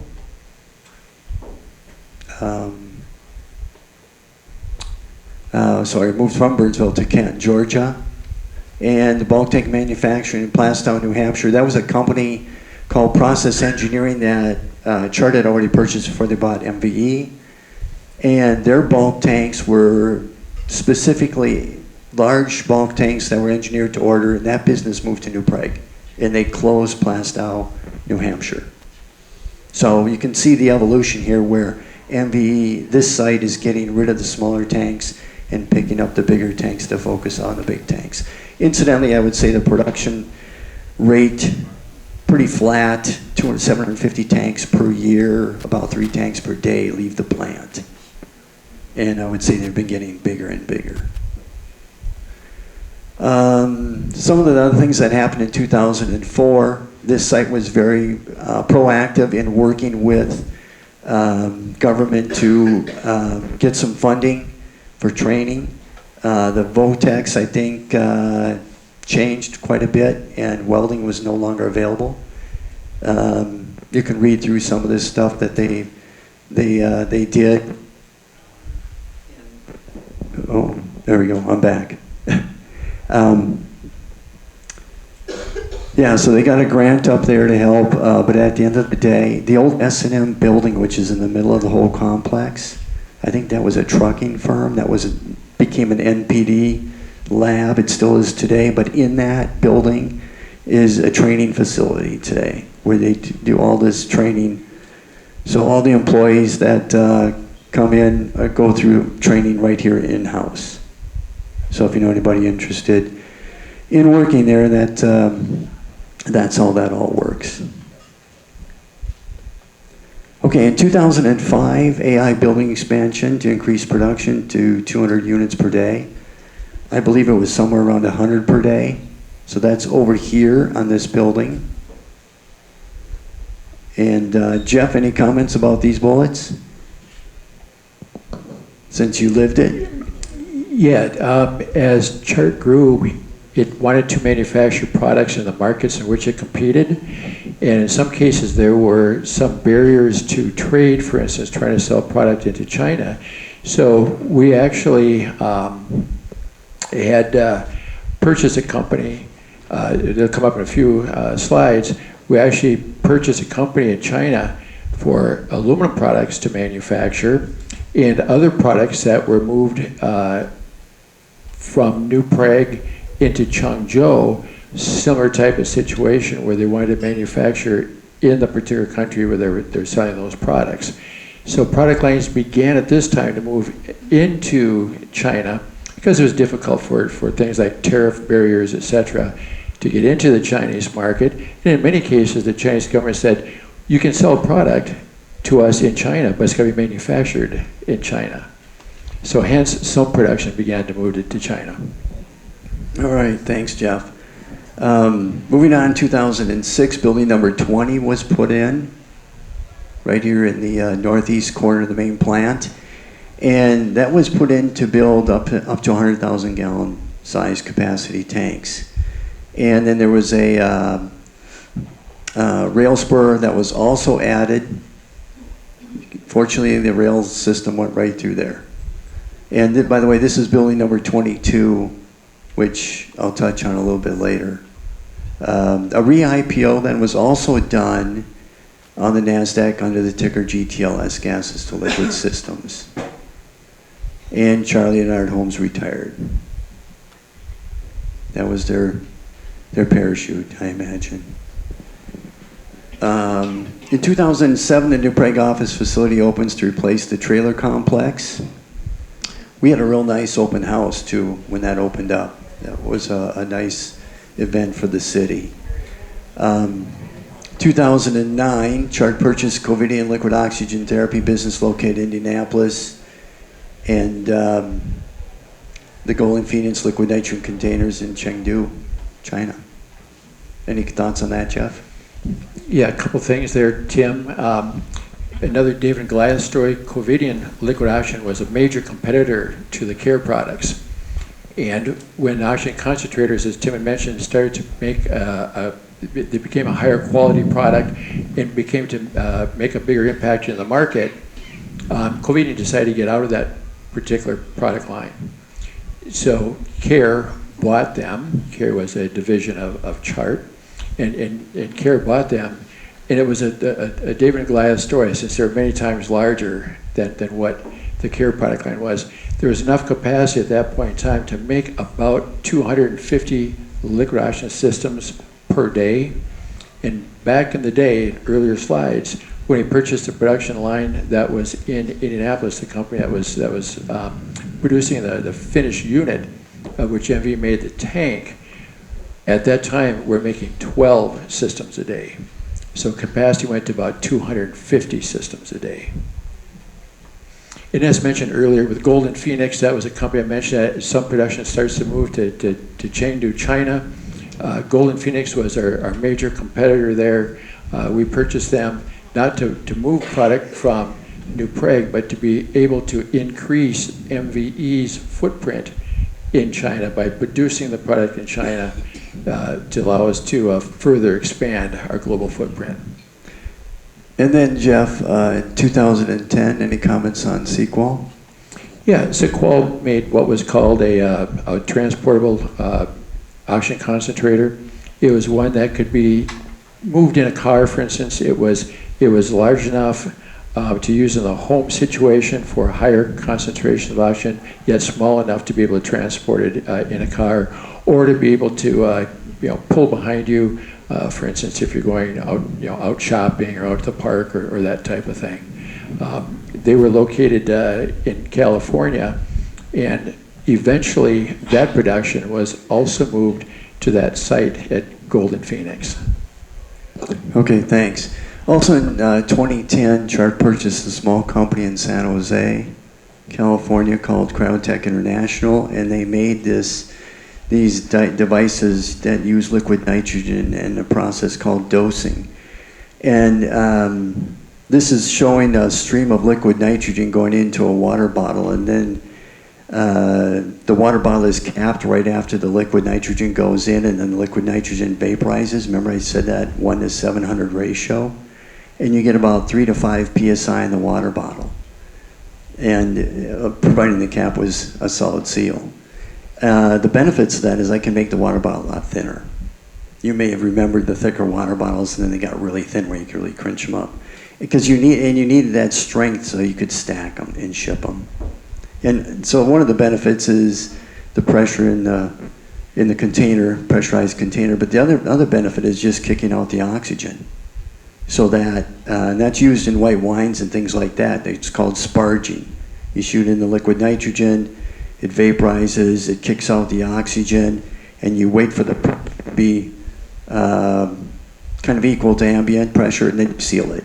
And you have and that increases the shelf life of the white wine. Okay. That particular product, it's okay. That's all I'll say.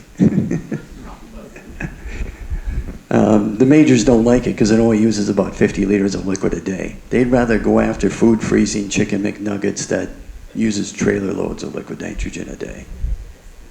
Okay, moving on. 2011, Charlie's leases a production facility in Owatonna, Minnesota, manufacturing mobile LNG equipment. This was the second cycle of LNG. That eventually folded.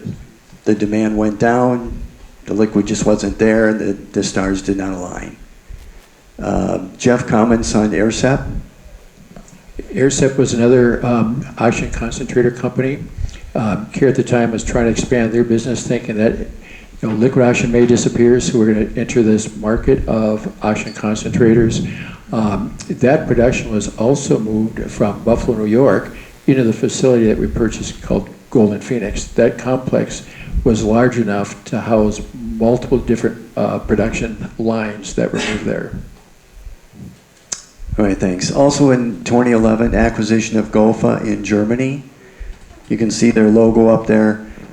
They build cryogenic trailers, transports, as well as non-cryogenic transports, and that worked out real well.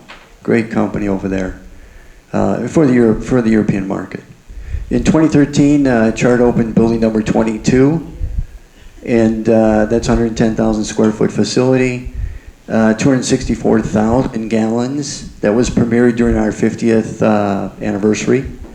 So some pretty good sized pressure vessels coming out of there, and we've got a few slides on those. I know people saw them going through the city. The one thing that always amazed me out of that facility is it took 700 loads of concrete. I think it's got to be 6 feet thick. I'm not sure, but that's a lot of concrete. It's like 7,000 cubic yards of concrete.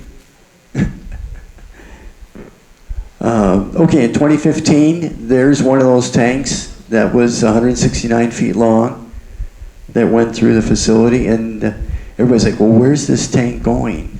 And it went to the Pork Munge in Savage. It made its way down the Minnesota River, down the Mississippi River, to Jamaica. And Montego Bay, Jamaica was the final destination. And it was for a mode change, Communes Quality Safety Savings on the mode change from diesel running a power plant to produce electricity for the island to using liquefied natural gas, which was converted to natural gas and then burned to make electricity. So that particular size tank, 264,000 gallons, may not happen again, because the cost to ship that tank was equal to the cost of the tank. So problem solved. Chart buys the competitor's business that went bankrupt in Theodore, Alabama. So there's a facility in Theodore, Alabama, and Chart just added another facility to that called Teddy 2, and that's right on the water.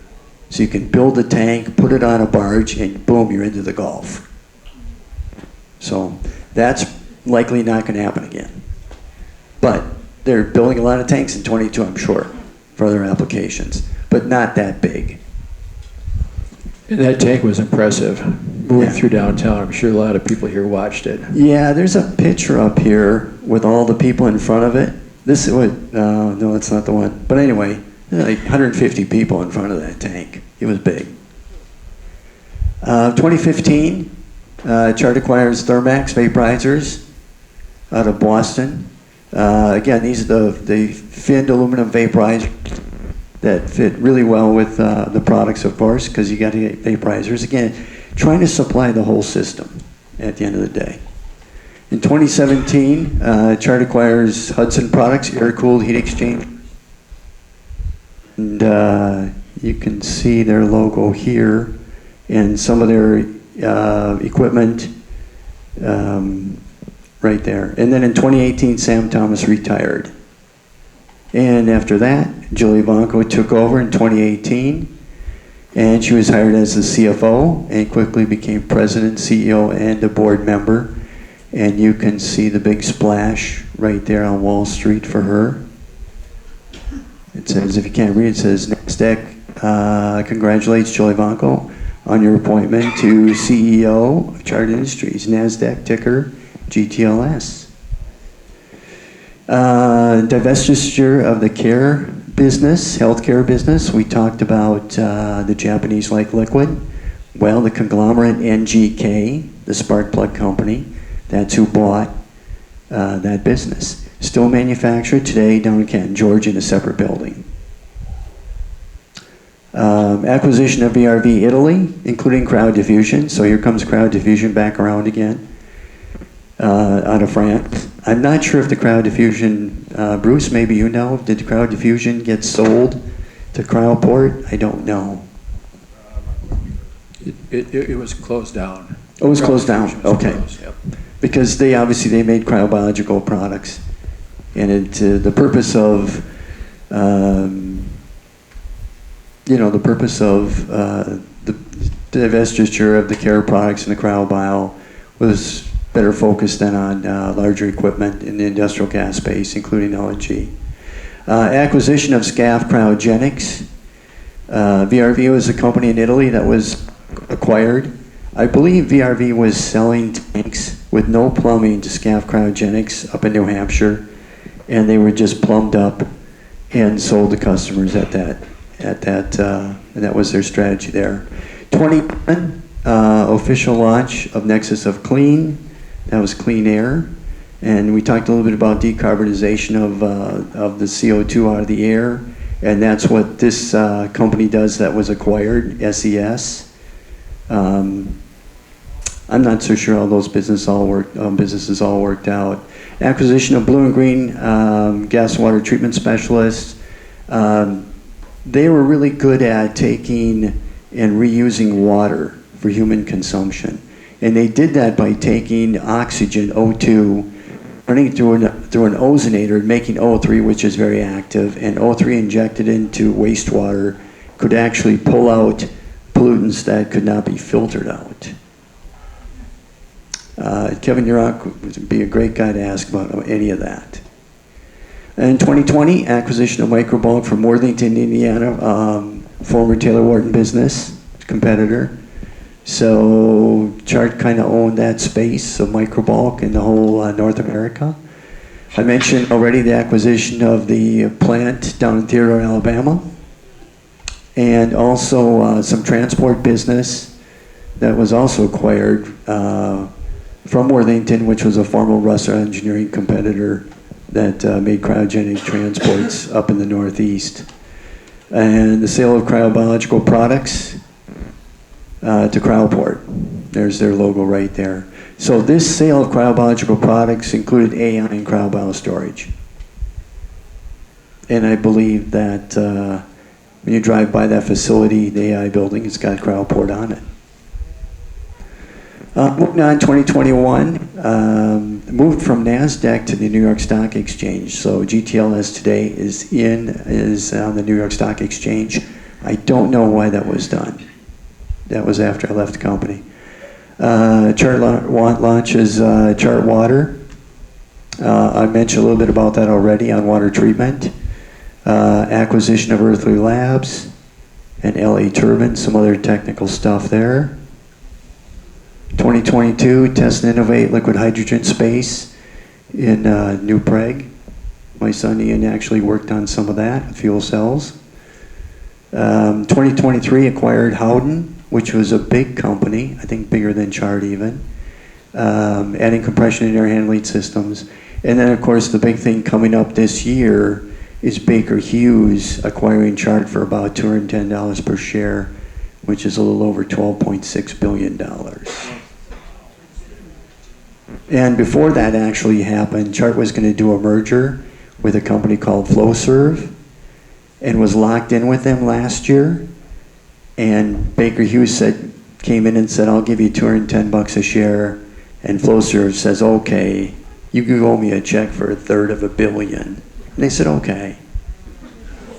Just to get out of that deal.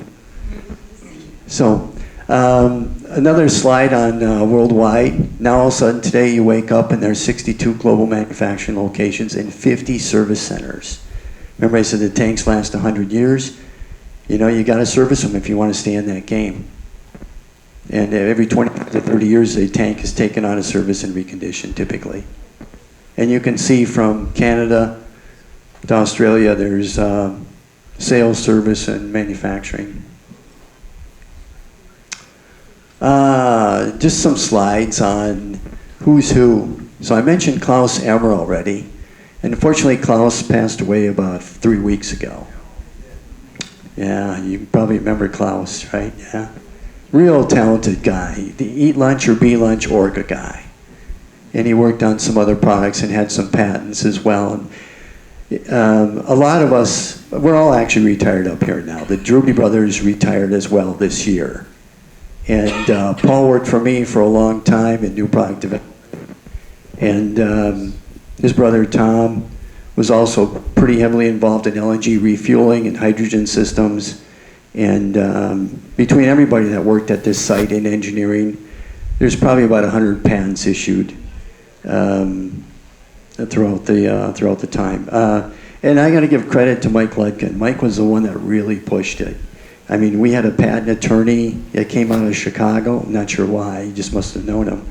Maybe because he was in that space with liquid carbonic, and Mike knew him from that. But he was here in New Prague 3 times a year, and we were always scrambling to get our stuff together to review this patent, that patent, and eventually they got issued if you knew what you were doing and had these guys behind you that were really good, and it paid off at the end of the day.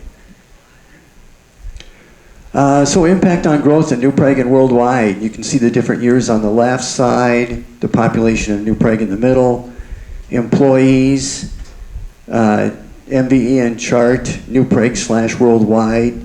So you can see the employees 2020 and then in 1963. And then to today in 2025, 8,300 people in the population of New Prague.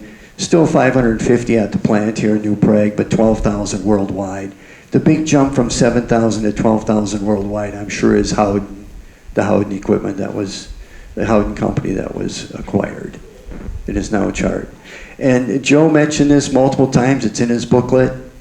His quote is, "Some economists believe that a single salary paid in the community rolls over 7 times." He was always proud of that. All right, that's it. Thank you very much. Thank you. Thank you, thank you. Thank you, Tim and Jeff. So this is the opportunity, if anybody has any questions, if you have comments, if you have a story, if you worked at MVE or chart, we've got a hand. Okay, so just raise your hand. I'm gonna come out. I'm gonna give you the microphone so that way we can all hear what you have to say. So that tank that was filled with champagne, where is it now? That's a good question. It is a good question. We have an answer. Okay. It's on Cedar Lake. Apparently it's on Cedar Lake. Oh, Do you have Cedar information Lake. about where that? Don't give my address, it'll probably get stolen. Let's fill it next year and have a party. Have a party. All right, was there another question? Comment? Excuse me, I'm gonna squeeze through you guys here. Hi, my name is Jason, and I work at the MVE facility today. I've worked for Charter MVE for about 11 years now. I've been trying to find that green tank for 5 years.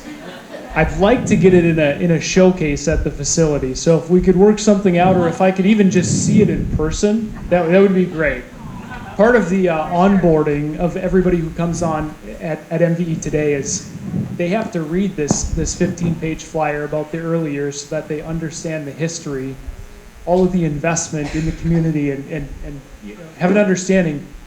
This business is built on something, right? It's not just a job. It's a bigger part of this community. So that tank's an important part of that. I hid that tank in my shop at home for about 10 years. And then there was a big party for Joe, so I turned it back over. But I kept that tank from being destroyed by one of the other bosses. It sounds like that tank has a bit of a story and it's been passed around a little bit. So I feel like there's quite a bit of history behind that. Anybody else? What do we have for stories, comments, questions? Just raise your hand.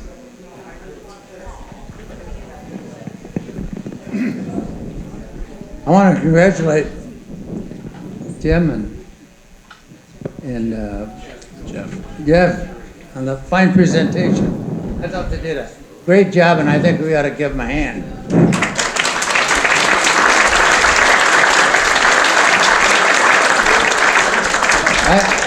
Pardon? Okay, I joined MVE in 1964, June of '64. My buddy in college, Joe Schuster, convinced me to leave education and join him in this company, which was a goofy thing to do. But anyway, I did it. And I worked there for 20 years, and I did a lot of sales and stuff. But the one thing I was glad to see you acknowledge was the efforts of Wally Miller. Because if it wasn't for Wally, MVE would not exist. And neither would Minnesota Valley Breeders. Wally had a high threshold risk. I mean, and he was very innovative. There wasn't anybody else in the country that even thought about making cryogenic equipment in the cattle breeding business. And when I would go out to sell, whether it was in this country or internationally, people would wonder, how in the hell did these people get there in Minnesota, and out in the middle of a cornfield making cryogenic equipment? I'm not so sure about them, but we had excellent employees, and they were very productive and very skilled, and we were really lucky that way. So thanks to everybody, and a number of them are here this evening. I see them here, so that was that was an advantage we had. And I remember being introduced to my first cryogenic tank. You showed the A1200 there. They were made by Anderson and Chaska, and Anderson Machine and Tool. And Wally had him in his garage with propane, heating them. And I didn't know what they were.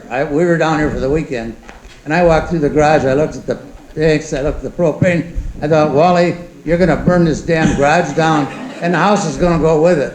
And but anyhow, Wally was responsible for the initial financing, and he was very instrumental.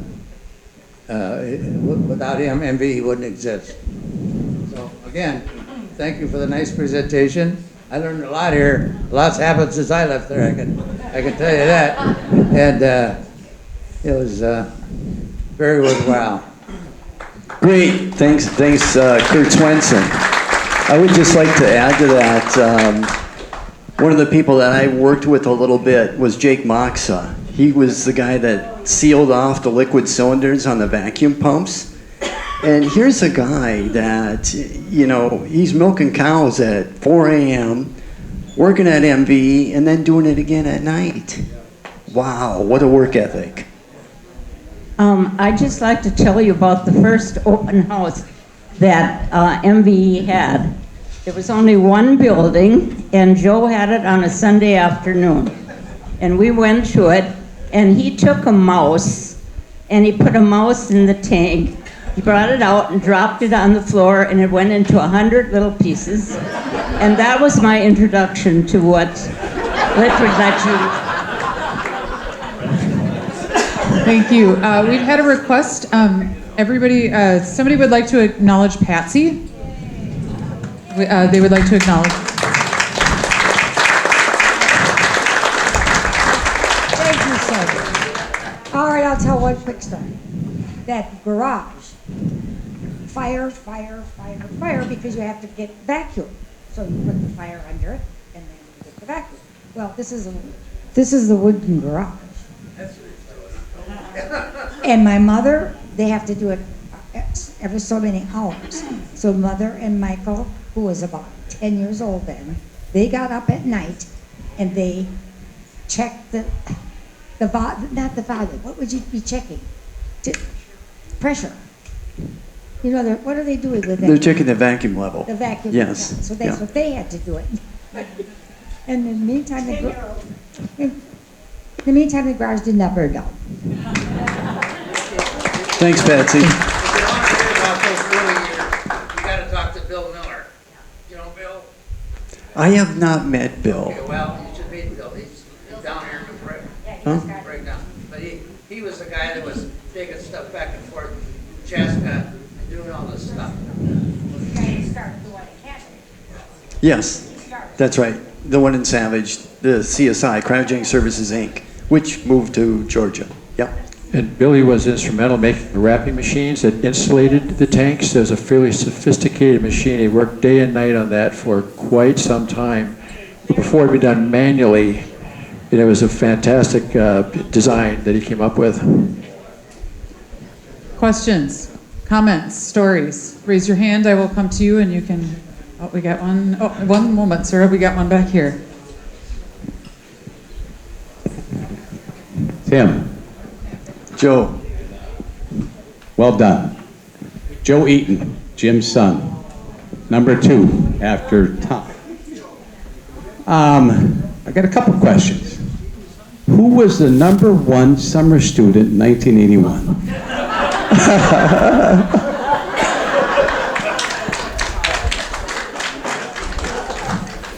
How much did stock drop when Tom retired? it did take a hit. All right, last question. Tim, who was on the patent for the CO2 cylinder? There was actually a couple patents issued. Really? Yeah. We never got the patent on the fill system, the top fill that recondensed the vapor. Okay. They never issued that. I got a patent on the pressure building coil on the bottom, which took out the oils out of the CO2. Okay. So it didn't plug up. But then the CO2 got better, so I Cool. think we stopped using that device in the tanks. But it was a good bridge. Last question. When are we going to hear the story about the Dallas dinner? Oh, Right. Never mind. never mind. There was the trip to the city next to Dallas, Fort Worth, and Jim was driving, and I was in the back seat, way in the back. But boy, I survived. We all survived. Question, comment over here? Terry, you were in that too.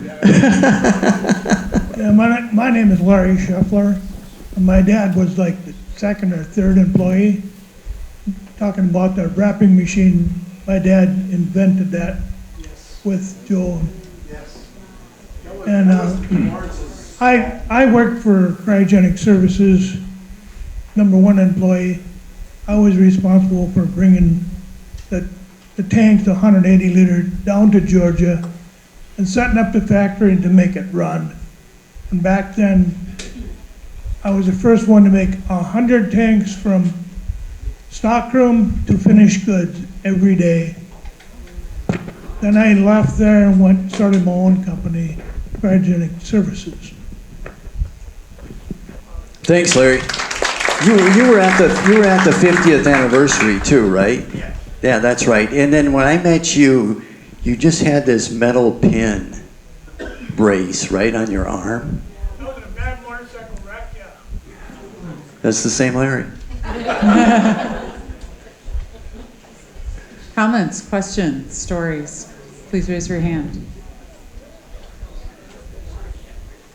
All right. Well, if there is nothing else, and if you've got something, just throw your hand up, I can come to you. Just a couple quick things. There still is a few freebies over there that have the history of MVE and chart back there with the ladies back at the table. So you can just ask them and they can hand those out to you. Also, if you did not get a chance, because as you were coming in, obviously it filled up pretty quick, so you're probably trying to save your spot. There is a ton of information, stories, a lot of pictures up here at the front table. It'll be here for a while and you guys are all welcome to come up and take a look.